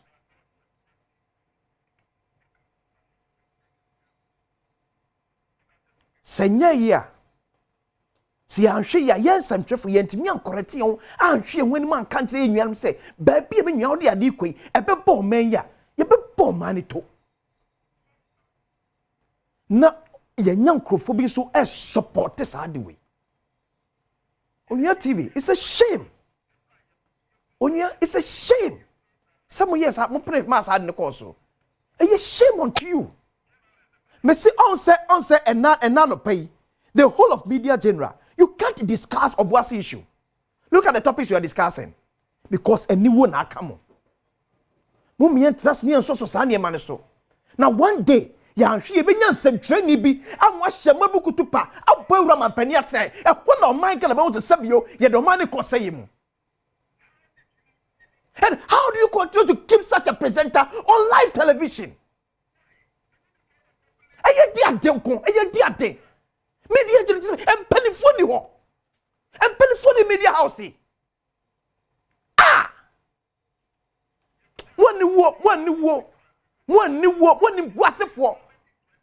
woni guasefo and I'm telling you said because this now point to me na mo hwe na bibi kwa kwa ngosi aga ye be mo pa mo bi fa ne sanko come see ye be kasa media freedom GJ be sorry media foundation be sorry but ne yenwen mu bi ya e be bo man to no ye ntwen kan wasem e bi esi o ma bi so pen ye ebiesi o maybe so pain mommy and trust me and so sad in so ne yenua Captain Smart here no eyenim guase enye journalism a bomb mine yes sonia continue say baby odo o man keka kodo time enye journalism na wo ye no and shame on you once again the management of media general for allowing such barbaric thing to happen on your network me dey questions here asemi de kene penifo atena se yɛde pense mu ɛto aso yɛma mo nyinaa kɔ ababiem ɛmfa mmra badwam dwumadie so on Adom TV live on DSTV channel 280 Go TV channel 119 Multi TV Dig Box and so you're live and so on medin de akwese ensia empenfo atenase ye betwe enkomo honorable Ebenezer Telabi a member of parliament Madishe Lower Menya Krobo in the eastern region. Then honorable Michael Kofi Ochri Befi, member of parliament Madishe one New Job in South constituency or in the eastern region. Honorable Boko there. Yami said now church here. What's going to say? Yami Adom Boko. Okay. A man for sure anymore. Say, I'm sure him say. Now maybe come and penny up come. Say, baby. Yes. And okay, Obia pe so be kona nim. And it no oka me tuntune. Yeah. Ye bon pa say no papa bi beba. Na yesu ye nya kwan na. Ya sungana. But adibakwo no say the uhia pa ne say wetumi aba parliament. Yeah. Eno na mafo aso a say brabe ye. Hia kan de nyame pe no de kan ma. So omanpanyi eta kan kuma na wa ye dia ma wonti no. Ye bon pa. Yes. We be ga say yesum. Honorable Michael Kofi Ochri Befi Kofi you to say? We are still doing well. Kofodia ekoso enyi. Ye pese ye ho an no. Okay. Na emu ni panso nyame adom nyame Israel. Na emu mpanimfo nyame adom nyame Israel. Di krono ekonanim. Okay. So one question omu chemu. Ede ho de ya chemu de da. Ya chemu ya. Miensa ana. Mienu. You got me north and south. Me gidi say nchibi as say be metropolitan area. I'm sure because it's long overdue. Say yeah, constituency it's likely say New Japan South that should be. Okay. Which you know I know. Near na be central car. Oh, south and north now. South. Yeah. But I will tell you, minimum so to Obuasi say incident now. Yes. The Mampania called for investigation. That's right. Into it through a statement issued by the acting spokesperson to the president, Felix Kwachi Ofusu Honorable. Say, Edmund ye Anglo good Ashanti for and for one a wooden hawker. Now one day planning sono on chom. Na afe enfemu enson koso. Me hunu baby a tutu na chassis e de e free. Asoja for so Ghana Armed Forces for so about 120 that to just say omumrante for self defense. Because when they bowra Anglo wood for eshimo no mukuta a two yo musani egu asoja force no some so a bomb e ban. Na the Anglo grashani for some there. De nyame say omodwuma for ho ye. Omabusuan so yakọ e mo hyede. But I believe see yakọ ye no. Something of this nature in Sibia.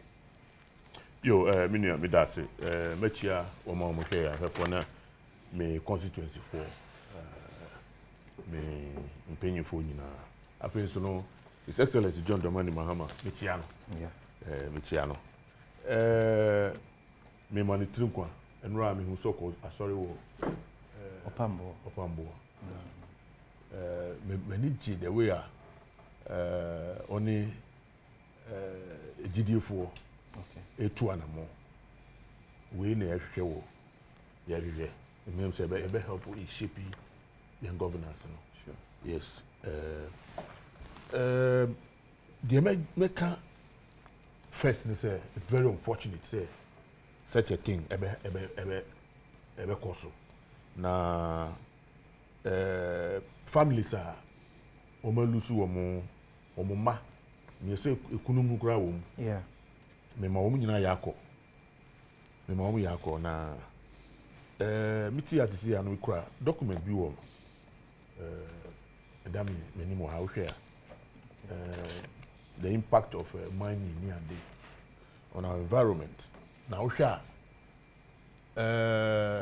bese now in South Africa something similar happened woman so no illegal miners no eko bo share eko ra one of the tunnels illegally na South Africa for omo wo no mo bia ya wo mo ye ti said dia e bia gugulushi ye pese ye pam wo mo am wo ho no ma the ome first one ome twa kanea mu na the edikan no ome twa light ensuo no ome twa ensuo na ekwan ye ko ho no so no won be si say there was a time near Kasa about Bakati Hill. Now we're concerned about the air cost of one.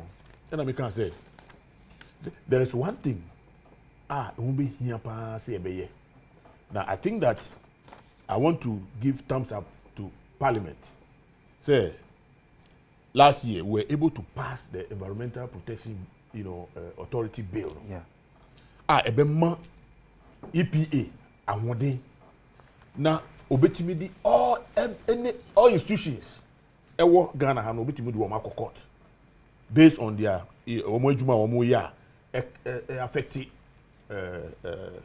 environment no asase ni we ni ade no makati yo ye nyina na ye kasa obi akosi dan wo ho obi akoyese wo ho no na ye bisa say if all the institutions no omo wo headmaster bi and I say obi a o policy omo activities o policy highways for activity or policy electricity for activity or policy water for and say na mobile extending water to that top where we ho as I say EPA for omo seek omo consent muko here without them and they can take you to court because mo activities we ho no is impacting negatively and it is an existential threat to community we ho no because ade no ko yenim say honu kra ye earthquake prone ko hwese na wo mutu abo na manfo sidan wo soro honu mu ni ade nyina no bisa say nipa wo wo honu mu no wo me ye nipa na nenso no wo be kono na Ghana water akoba wo nsuo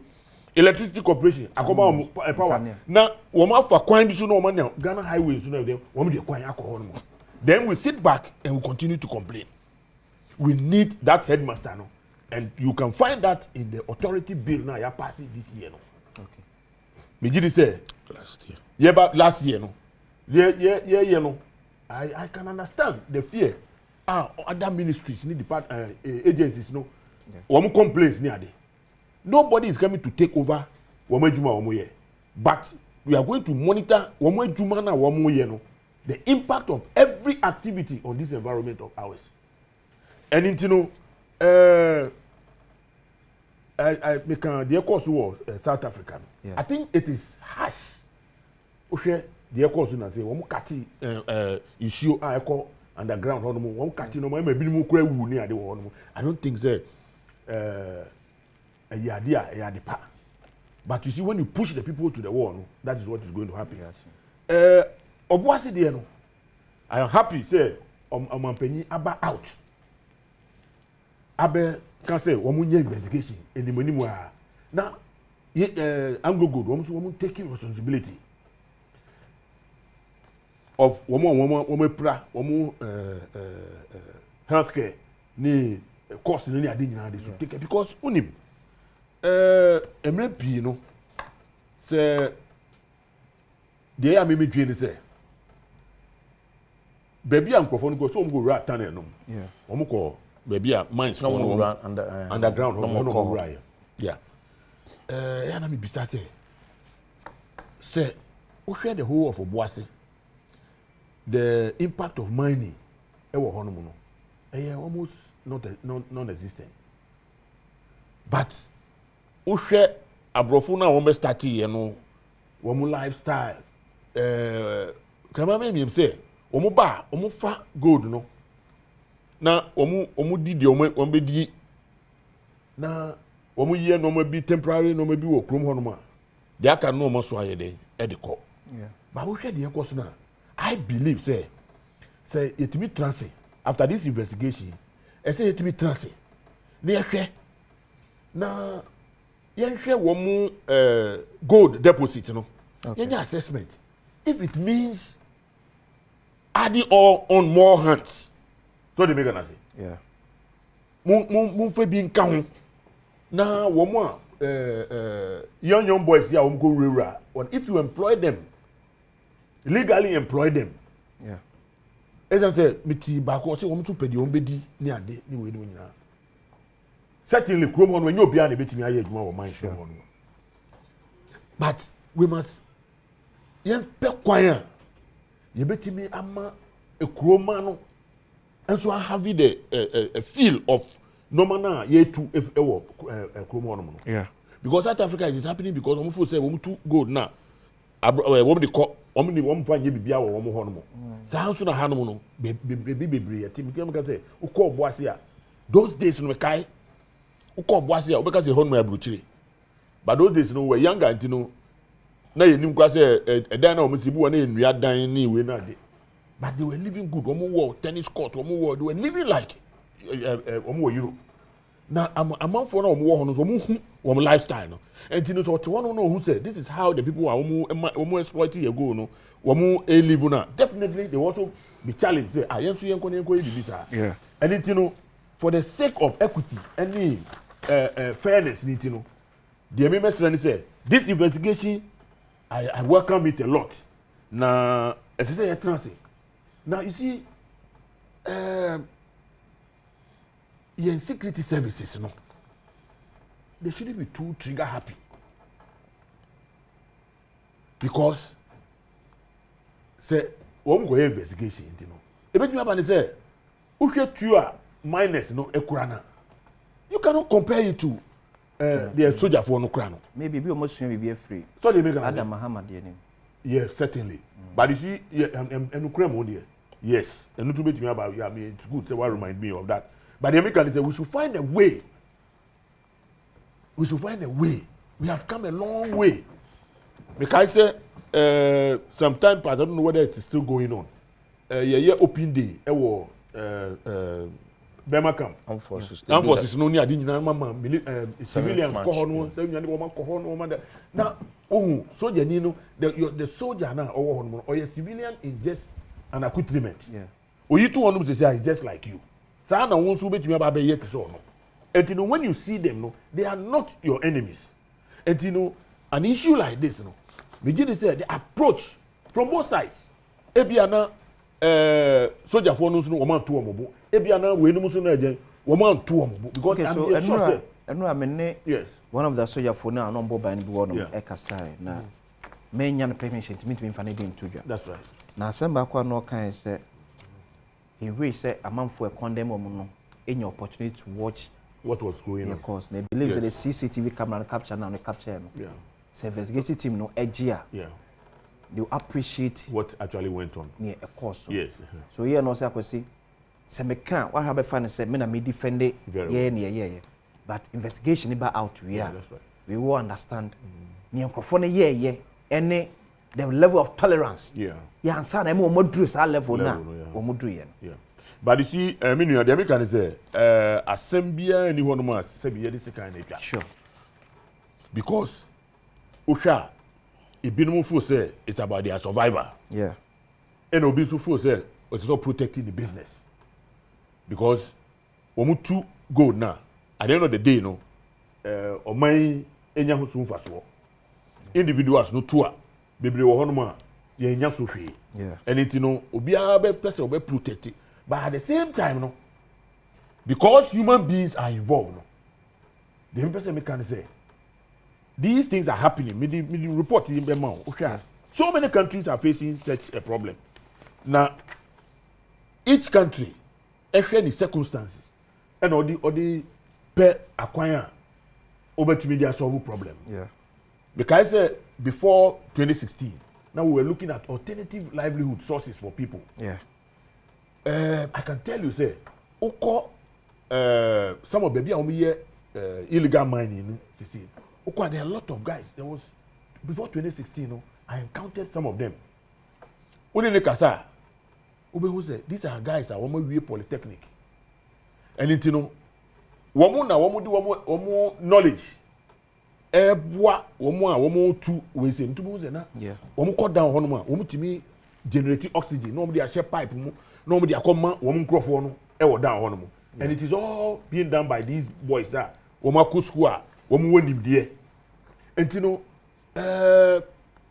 we need to do something as a country. Okay. We need to find alternative livelihood, sources for these people. Yeah, but what I want to say also is that to me erasing completely. To me you feel if you be a men's woman. But we the civilians now, you say come there now, you should if you recognize the fact say soldier for no one so almost you nipa. And it, we must respect each other. Now, we did say one call honomono. I don't know who they all took fire and face. Yeah. I don't know. But Bibima, we must move away from that. Because South Africa, they call us nothing that we regret it. When they call court, after we regret it, say, oh, we shouldn't have taken the oxygen, food supplies near the you cannot reverse it. And then, oh, woman almost shoot two first. And I used to directly Tiono. And almost shoot two into the soldiers and answer almost one shot. What actually happened? Yeah. So woman one shot. Now share the type of two Omukra. Who share the type of two Omukra compared to yours, sir. 1 year, would the sledgehammer kukum what do you call it? Entuntum, yeah. You will not even see entuntum no nam now with the sledgehammer and we need to be holistic about these things. Oh, yen trust in yen share. Now, yen enkasa, especially in the mining areas, we need to do something more. We need to do something more. You see, and unfortunately, unfortunately, Adibaku say what say. One sum that boy see the call. One cook form. And you know me very dangerous. Look, very, very dangerous. Very, very dangerous. There are people who are sponsoring those activities because it's expensive. Yeah. It is very, very expensive. There are people who are sponsoring those activities. We have to find a way. Because they can't be say, oh, share baby, oh, share, sir, F-movie machines here. They are very expensive. Sure. It is also who small boy be wo no okra be no the two obi na sponsor no. Omuko anu makwa ko discount e de call. Now share one man kasa the impact of that on their lives. Who trust no ye proper assessment as an individual now. E woman na sika kakra bi aba. E woman na we aba. But the fact is that we need to find a new approach. Okay. Now, my recommendation, they say, one, Yamomodian say, baby, owners of the mines, the large mines, ne Wagana Hanuno. Yeah. Womu communities now, no woman, as much as possible, no. Womu said they will employ members in our community, more than bringing people from, because you are mining more than 200 years. So, you share this employment statistics of Anglo Gold Ashanti. Yeah. We are starting from 2021. That's right. As of 2021, now the working population of Anglo Gold Ashanti is 30,561. Good. 2022, equal 32,594. Good. 2023, it declined by 62.49%. to 12,227. So maybe then they are accounting for that. Can it be said a human call form no? Very well. I think be or more pick it up. So say a mebunu na wo honum no. Ebetini me be ase to understand say because enye say na start no. Very well. Na numbers no was soro. And na atia ba be do 12,227. Ti ebufo no bi eba ye nkrofo bi ye yi omadi efranymenum. Ebi na adwuma no so hwe no so ne revenue short for abem. It was what number of employees eso. So maybe we need to balance it. Yes, and then I make one say. You see, we are seeing the driver edi asumdue ba baby ani ye enokre. Yeah. Truth. And I make say His Excellency John Dramani Mahama can be during the inaugural speech. Or say I'll be truthful to the people of Ghana. Now, and then Anglo Gold Ashanti, they shouldn't see themselves differently from the people If you carry the people along, in fact, say, we organize deba, we communities, no community deba. Meaning, to say the cost of production and cost of nipa yetua kano. What do you call it? Yentimi. And I say, you may make compromises. Ebia first uba yetua say 100 cedis per hour. And then for the sake of say the biya obi abinya bibidia kofi entino. Let's agree. Say your cost of production here didn't cost no entino. Let's cut it to about say 50 cedis per hour. Say the biya each and every person can take something home. So my request you may not necessarily reduce the numbers. Yeah, I mean these are dialogue. Yeah. So, dialogue. Yeah. Let us not look at they say abrofuna mobile no mu portrait no. I say you feel master servant kind of relationship. Yeah. If you don't have data, you go down to the people, sit down with them, let them know. You see, Ghana boy say, I am telling you. The only thing says would the truth no but if you engage them, you'll be surprised. What do you call it? Akwenya. Okay. Normally, yeah. Cost to call them. They will enjoy. Honor Michael Kofi Ochrebefi MP for Kofi Kofi. Now let me show you Kofi MP. Yo mi ram das bebre me de ncha kese ma mikro mu hene das bebre na kokubuati yon toso mensa ene ikofodua fo nyina ne titu de bia de meka no mi chia kofodua fo nyina enzo bi de aseda kese ma omo a nyame ehira omo kofodua no mo bibi ndwuma na kofodua fo nya biye safo no me da wanse papa mo na mamma kofodua akoranim na ye constituency nso ejana na so nyame nhiramo me ka de say ya me man penifo ni na afishapa me ncha kese nso ma mira telabi and madam for power parliament. Oh, okay. Na me ne dream bom mpa ba me boma na na nso boma no da bia me ne ka ho asem se mpa bo da bia me boma no because he has served this party very very well odna kuma pa awo e dia sum party no na me gidi say the econo or say nipa bi say no ye kaum because no betia ye djuma no de bia me ka say politics ye no ana ye no ye hu say binum so sacrifice esim binum in his life as an MP. I think there's his fourth term. Our parliament obia obewo parliament bia enim say he has paid his dues to both NDC and parliament. And he has also written his name in gold in the annals of history as far as NDC history is concerned. People like that don't want to be young in film. Tira mampeni wadaroma. Mpemini minya kwasinsia. Eni yenya mkawo nyina ase. Yenye mkaino. That's it. Yo, makane say we no match champagne for no. I think many aji so de ye kasa no.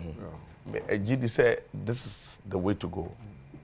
You see, over the period, no, ya jiji ni mebebere atuma ya nhwe eni mani ye ni ehun se ebe hayen.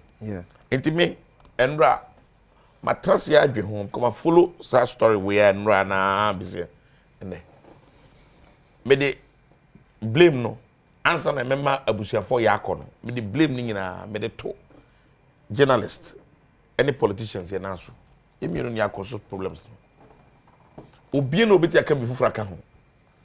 That is where the blame must see. Yendi kan an diagnose yare no. Finding a solution to the area no be very difficult. It be just say they also edi kan ye. I'm doing it without any shade of fear or doubt. And say omo mo koso sa sebe kafrache de sisi a enwan bi ahwere mo nkwa no. Ama de yempese beti organa yate sisi e nipa nkono ahwere mo nkwa. Me de me kofi befi me ni nyina journalists are more Ghana ha. Me di kumu na so any politicians ye ne yaye. Ye mienu. O se gitum ye to aso. Journalists ne politicians. Yes. Ye ne akosi we. Ye ne akosi that because see the politician now has become so power drunk the politician of today has become so powerful in disguise, in his own, thinking and in the world. Yeah. Living in the world of, excuse my language, in the world of, I don't want to use certain words. Say, ding. Do you take candy pe? On my bed, I'm ready, Mira. On my bed. Anything for my young fam branya juma, your person stella, no my coso. It can't happen like that. On my, yambra, said the bear and brand by tree, Namrano, up why I met your boy bra. And your emrana bear, not Saturday, and you macuco. I'll be out on a juma. Police in your also bought home buying, not here so. Yet the security person obsude Nico Rebia. Now you want to say also bought home buying, not or bony pa or buying. Nobody's talking about that. Listen to commentary to Brano and then we can go for a wuna. Okay, then go for no weird more. I'm going to Shanty and go for Omquaco. And nobody's talking about it. Yeah, so also for now more buying. And nobody's talking about that. Why are we not talking about that? Are they also no human beings? Are they no Ghanaians? And therefore, me can say, ye my bush for Yako. I said, ya. Yan tears and pine and answer. Then so, maybe you do as a minor.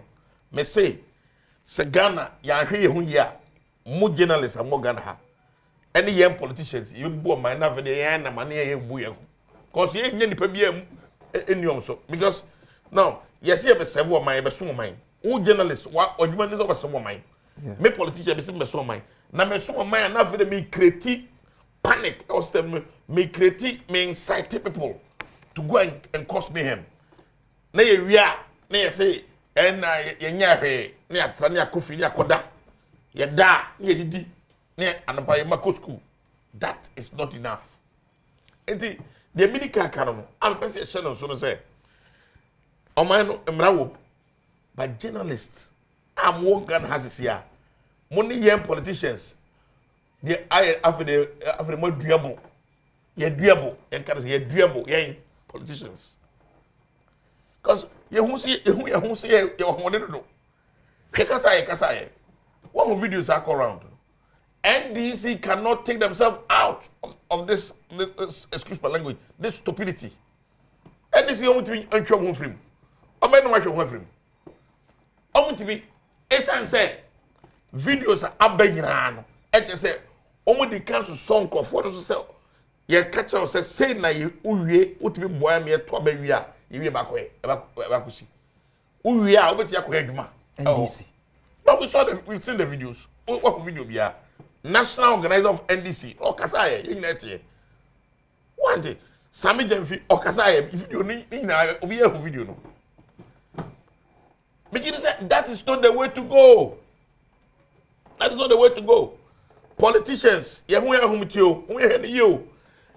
and then back after the areas of now, says, there be a share quite any interest. That is not the way to go. I'm telling you, my brother.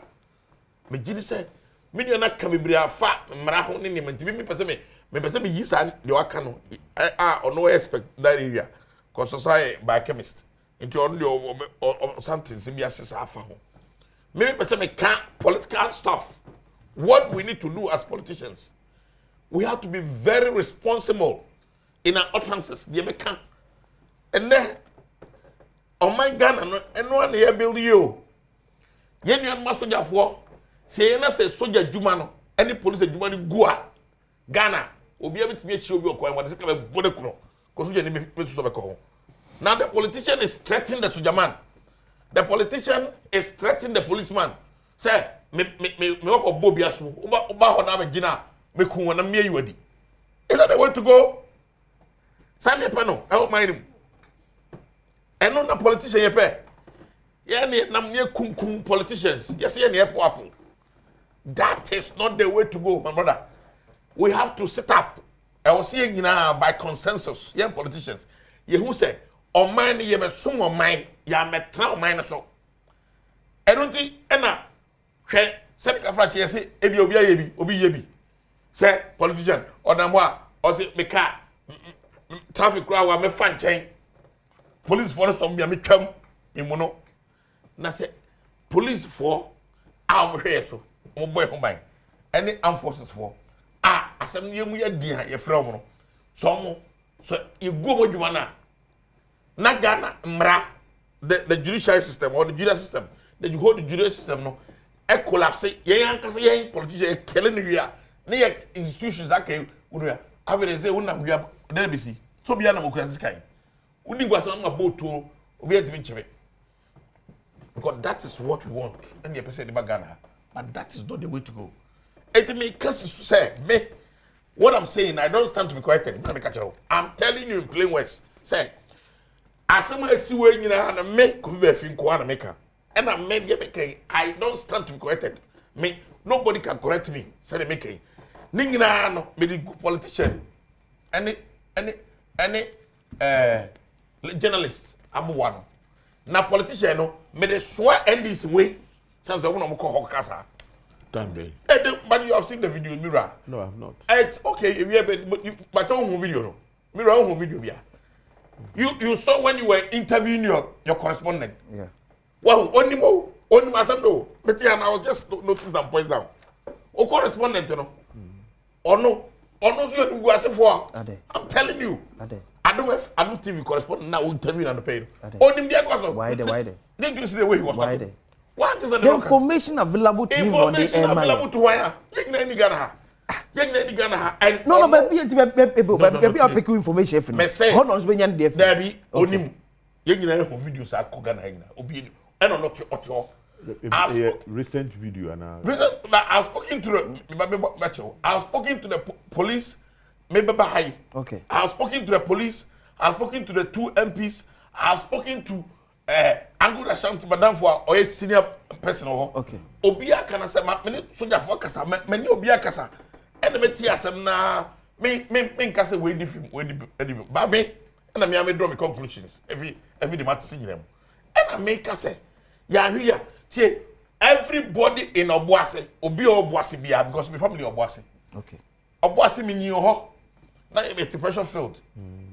Eti minyo when we go for no oye senior manager no oye eti na minimo and obi o boasi bienim say baby asem no edanie including your correspondent onim correspondent nam chenchen and we be said direct questions or the nam chenchen. That is the kind of hypocrisy I'm talking about. Journalists have become hypocrites. They can't talk.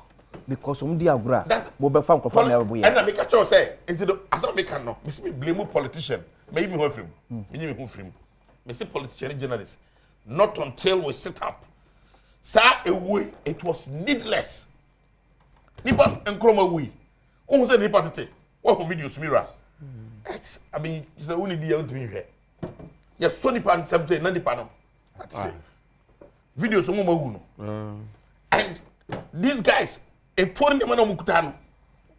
Hey, the Sujaman I also spoke to, who is on the ground, told me, say, their tolerance level was so high. I say, Omono, then call for because he was a senior person. I say, won't even tolerating him. I say that. But it got to a time, the only way out for them, I said, go for the come for them to shoot. And they shot without even thinking, say. Because at that time no, they were seriously at risk. And now we trained military people. I would name the also at that particular time. Mira, they make a question say, as much as I person and never you know, we have to think about what the consequences, which is very important. Yeah, yes, yes, I can. Do you know who say? AGA for no. Omako Minerals Commission, Nakoji Minerals mining license. Omo concession. Omai no ni krona mo permission so munye juma. Now galam say na o say e hokodon any whatever I da hono. Tio what people don't know and people are refusing to know say in 2016 AGF one almost CD 60% of the mining concession at the mine. Or mine. So for galam say yes. A small scale miners. Small scale miners, let me call it small scale miners. And these numbers are there, verifiable. And you know when you confront it here, See, under policy of AGA, which is very. But almost say that's 60%. Almost say na AGA, we say no more almost be 30 years. That's what did dimuama asane sa. Obwasi gold nsa. Gold that Ghana answer, baby a gold nsa. Obwasi ka ho. Kenya sika ho. Adro bank ho. So the main road in between new areas. How come? Gold nsa. Oh, I'm so not but it's to see fence the policy of AGA. I say policy, no, recruitment policy. They give first option to the people, to the inhabitants. Free Obwase to employment opportunity. Be about 30,000 now. Numbers of Kotuno. Yeah, best about 80% if you or 90% if you're bossy. And expected policy, no, per laws of this country. Won't be valuable if you be mama, you man, and trans CSR. Or you man also train you be. Okay. No, this is you man, a very technical. Obedient to be here for some time, and also train you be. So clearly, these people have not gone wrong anyway. What is more, after some almost sitting in the Briaman for almost some some of your people as some other sites. Say go for small scale miners. But how can you enter somebody's house? Till who say the person must not be armed? May bow fear have a twash also. May you come, don't more the who. Is what we are saying? Is there any principle like that in this world? So let us not assume that these people, the BIA, say, you are calling for investigations. Now, commentaries, the BIA blame armed forces for. Armed forces for no problem. You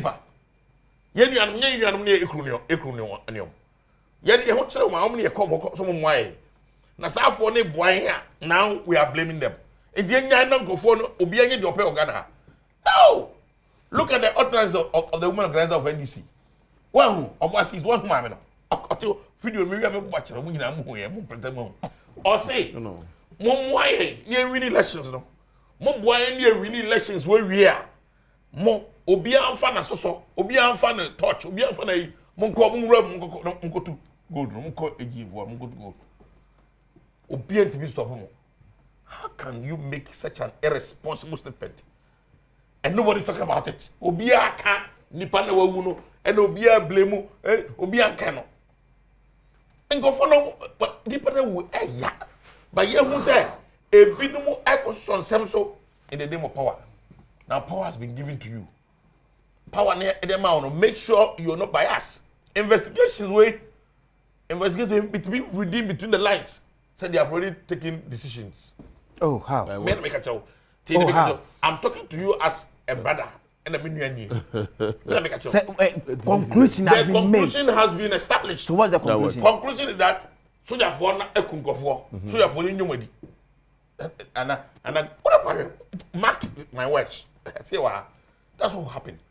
Oh, say investigative team na nobody will incriminate you. I'm telling you on authority. Nobody will incriminate or have any issue with any journalist who made an irresponsible statement. Nobody will have a problem with a woman organizer. Our Kasembi. But nobody will have a problem with national organizer. Our come making statement. All these people, Obia Kasem no. Obia Kasem. Soldier for no and the call honor. I'm going to shanty for. Why are we even saying say I'm going to form Fahonka?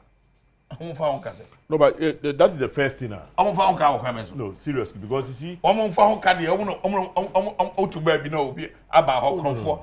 saying that it's not good, but I'm just saying that you have to also care about them. Yes. What you fear now, or for about fear, or real fear me come, or say, me solo, me traho. Now, me come, or when you come with me, body to her, and I make challenge, which is bad. Which is not good. Good. Yeah. No, me I'm it's supposed to be like that. No, yeah, that is what we have to be. But we don't need to work like that. You see, the point is, me say NDC in Obuasi constituency East. No, They have been very irresponsible, and I don't stand to be corrected. Thank you very much. I didn't want to go. No, me sometimes say cancer, but I mean now, another important thing that I have to also establish.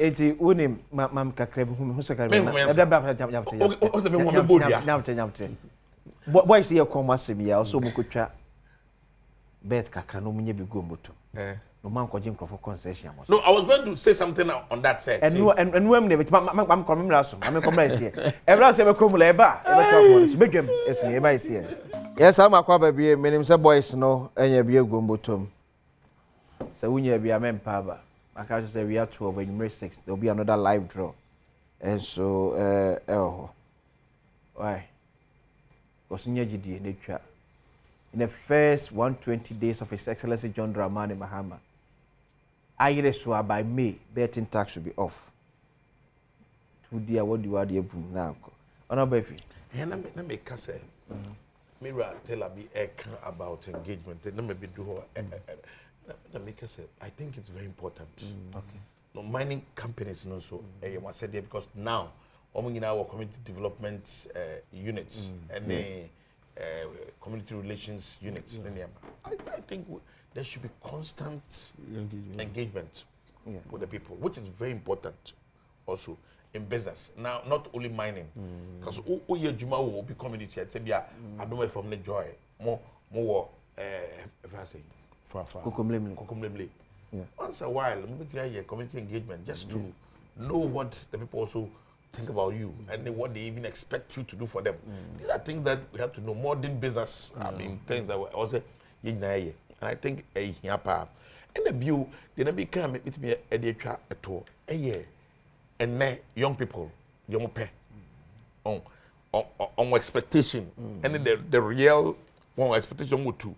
Almost expectation back one more the real expectation. The real expectation here who say we are pass also nya. So that one and you know the consequence of that expectation or the action lead action here one and go we and I am for force on and I am call rituals rituals. That's what they do. And that is not the way to go.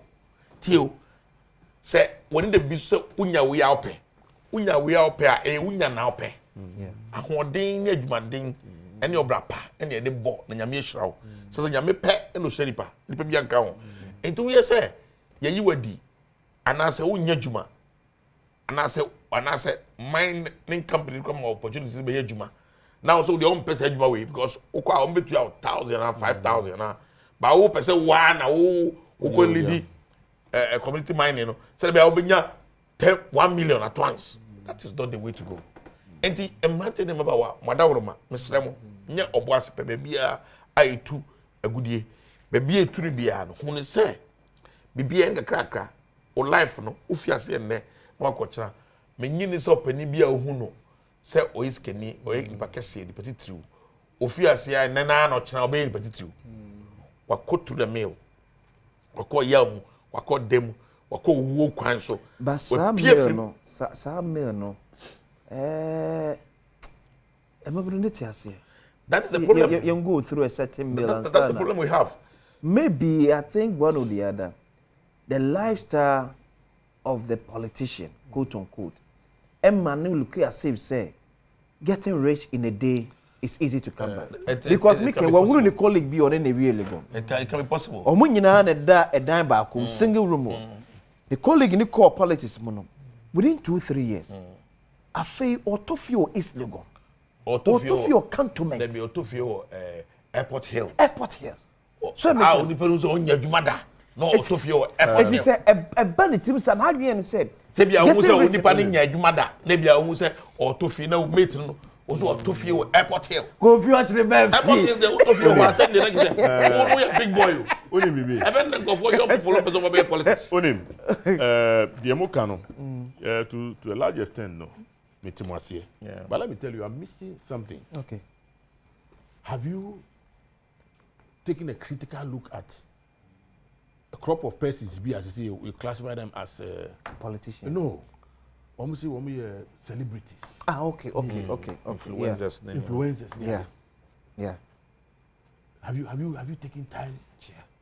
And while assessing the impact of these people on the lives of the young ones, okay. Living that fake life on social media, which is leading to that Yahoo DNA way be brain, you know. One year, son, woman to me, and one year no local. You see, unfortunately, the politician is the one on the table to be able to make trouble. But I'm telling you that the people down there who influence the lives of these young ones, you can't imagine. It is not different from even when you go to the US. The reason why the white man would not want to live in a community with a black man, because bad influence. Yeah, that's the truth. I'm telling you, bad influence. No, that's the truth. It is happening. Bad influence from the black man. Yes. Because of course in the black community, one pay BB and tem. And that is what we also want to have. We don't take our time. We don't want to tarry. We want it. And that is the kind of thing. Because and then what do you see? Those celebrities in Kano, all they do is they flaunt and then obviously then kakaka. No, they are bad. Social media. This is the house I always see. How many people, how many politicians now but this almost display almost dying. This is I'm telling you. And yes, some politicians, but I'm telling you, sir, some politicians who have not worked before, like we are like you working at Ken University. Some politicians who have not worked, I don't have a house or airport. That's the problem. But young politicians who have not worked before.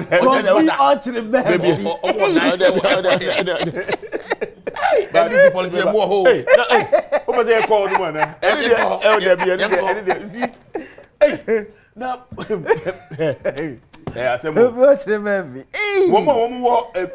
Properties were Ghana, but we are losing. You see, we are focusing on the politicians, I understand. And we are leaving a certain crop of people who are influencing their lives and changing. You know, if for one of the destiny of the young ones, very brilliant. I'm not saying music is not good. I'm not saying go into the movie industry, creative industry. It's not good. But I'm telling you, sir, there are people when we branching those areas. One folks say that is a quick way to make money. Yeah, because those talent are even living fake lives. Most of them, seriously, fake lives, and it is having an impact on the youth. I am telling you. Who obi a whole school and look. I obi Jais is here because of who say, I mean this is my mate. Now he's doing this, he's doing that. I see him first class, not plane, first class. Yeah, that's the point. Oh, it's first class. And also happens a lot. I'm telling you. And also that is also first class. I have seen people. I almost see many tip plane. Me as a politician, maybe tip business class. Yeah. And I'm a T economic class. Premium. Okay. T economic premium. No T first class. Maybe I make go use wash or hey no. Nay you see you on around my bigger cash. Oh not T first class. And you know so those things are real. Now Mr. say now we relax on the politicians for some time, because you see the politician in the country has become so vulnerable, yet we suffer a lot, especially members of parliament. We suffer. Look, and it's easy. Recently, my colleague be saying, look, it is because we don't tell our story, and I'm happy. Say, Honorable Babi, Speaker Babi, was at Transibio. Now, okay, maybe you say God has brought him back because it's a better the life of the parliamentarian after. It's serious. It's serious. Every MP is thinking about the constituents. So who say MPB Subibi or they call the constituents? Madam Fubise said, we are as a day, your board, I said, if I content them now, and you would want to do that because woman and woman to Abanemao, and now the economic situation is also such that when the people come, they come with genuine demands. Now you cannot turn your back on them. And you know, Mr. Ghanaians say yes, some of the politicians, very bad, but yes, share. Areas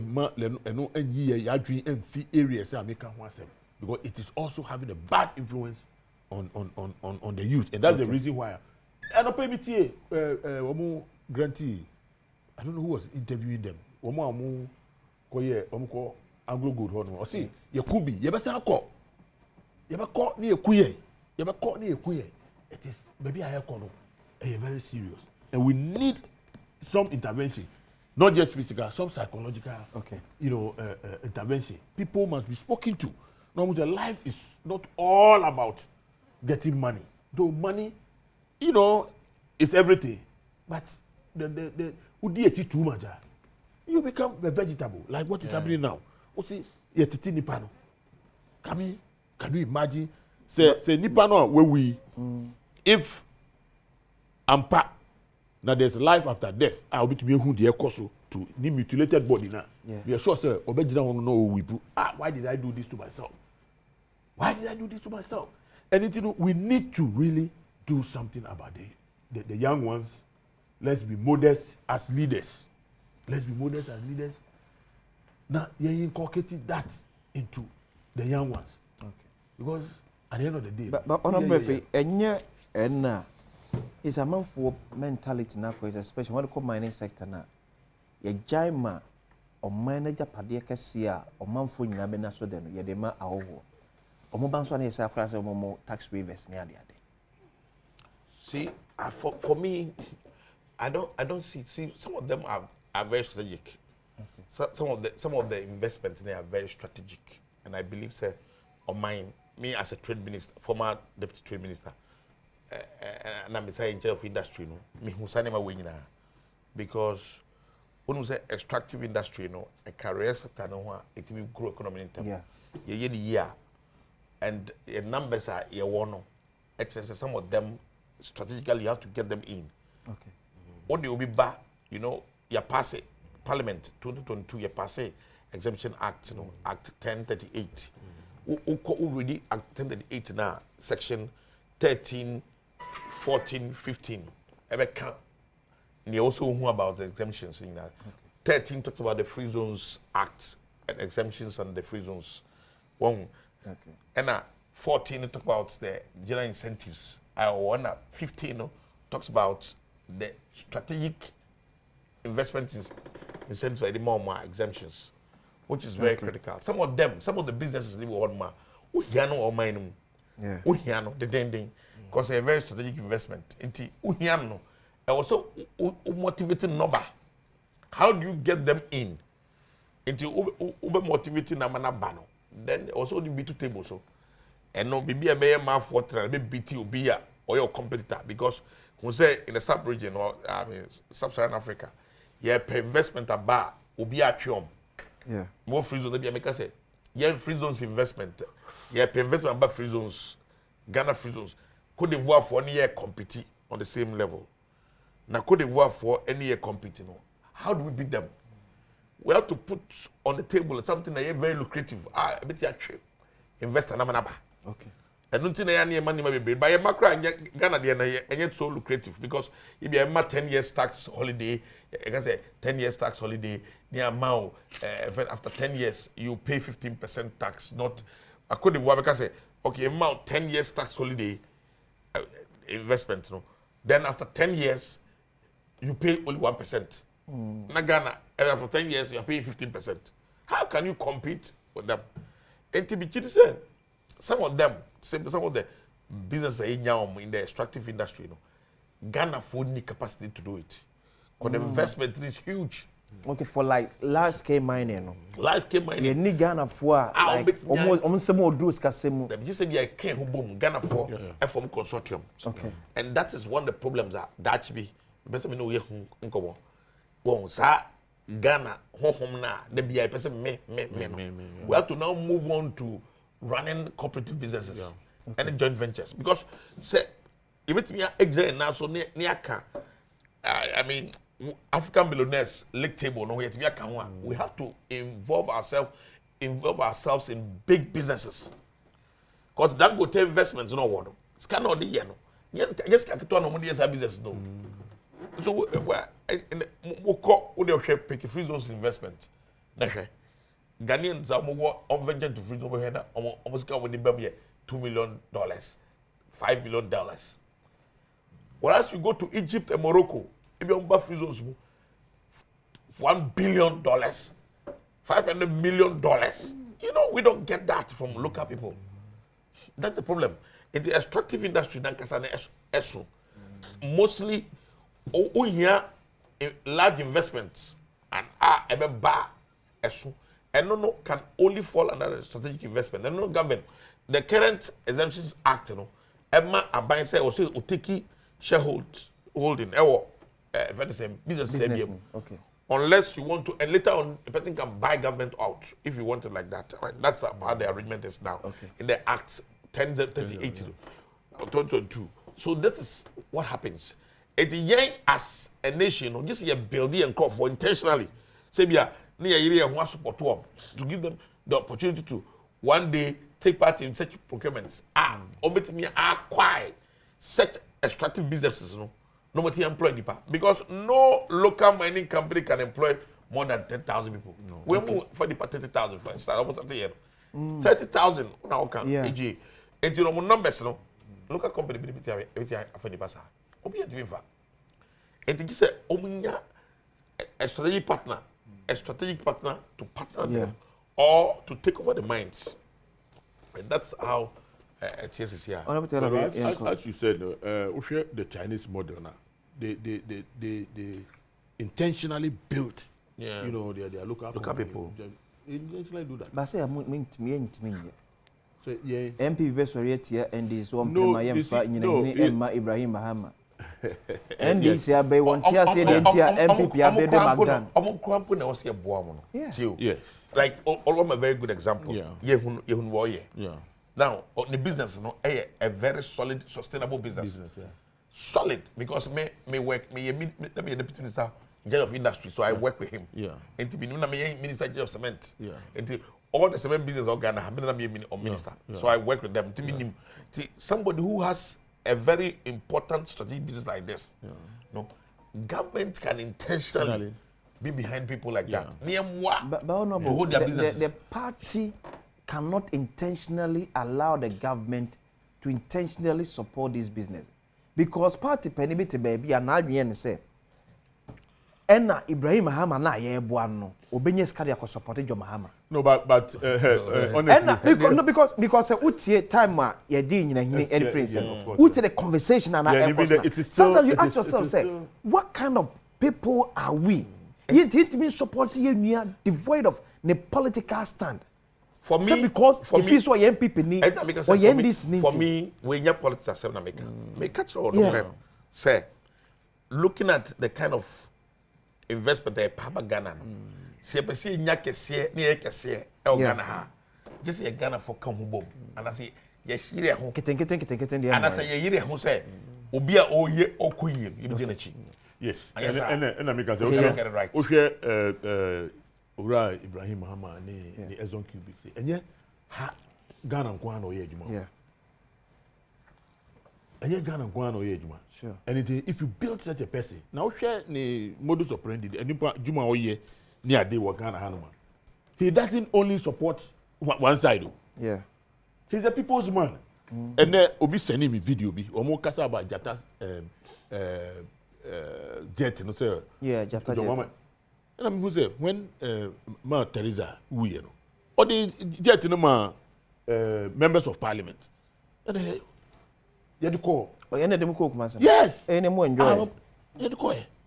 Oh no, but I say you know such a person we need to really support. Yeah, support it. You need man yourself. For me, the questions here. We need to talk. Or trade that off from. Ever start to us. Back up. Okay.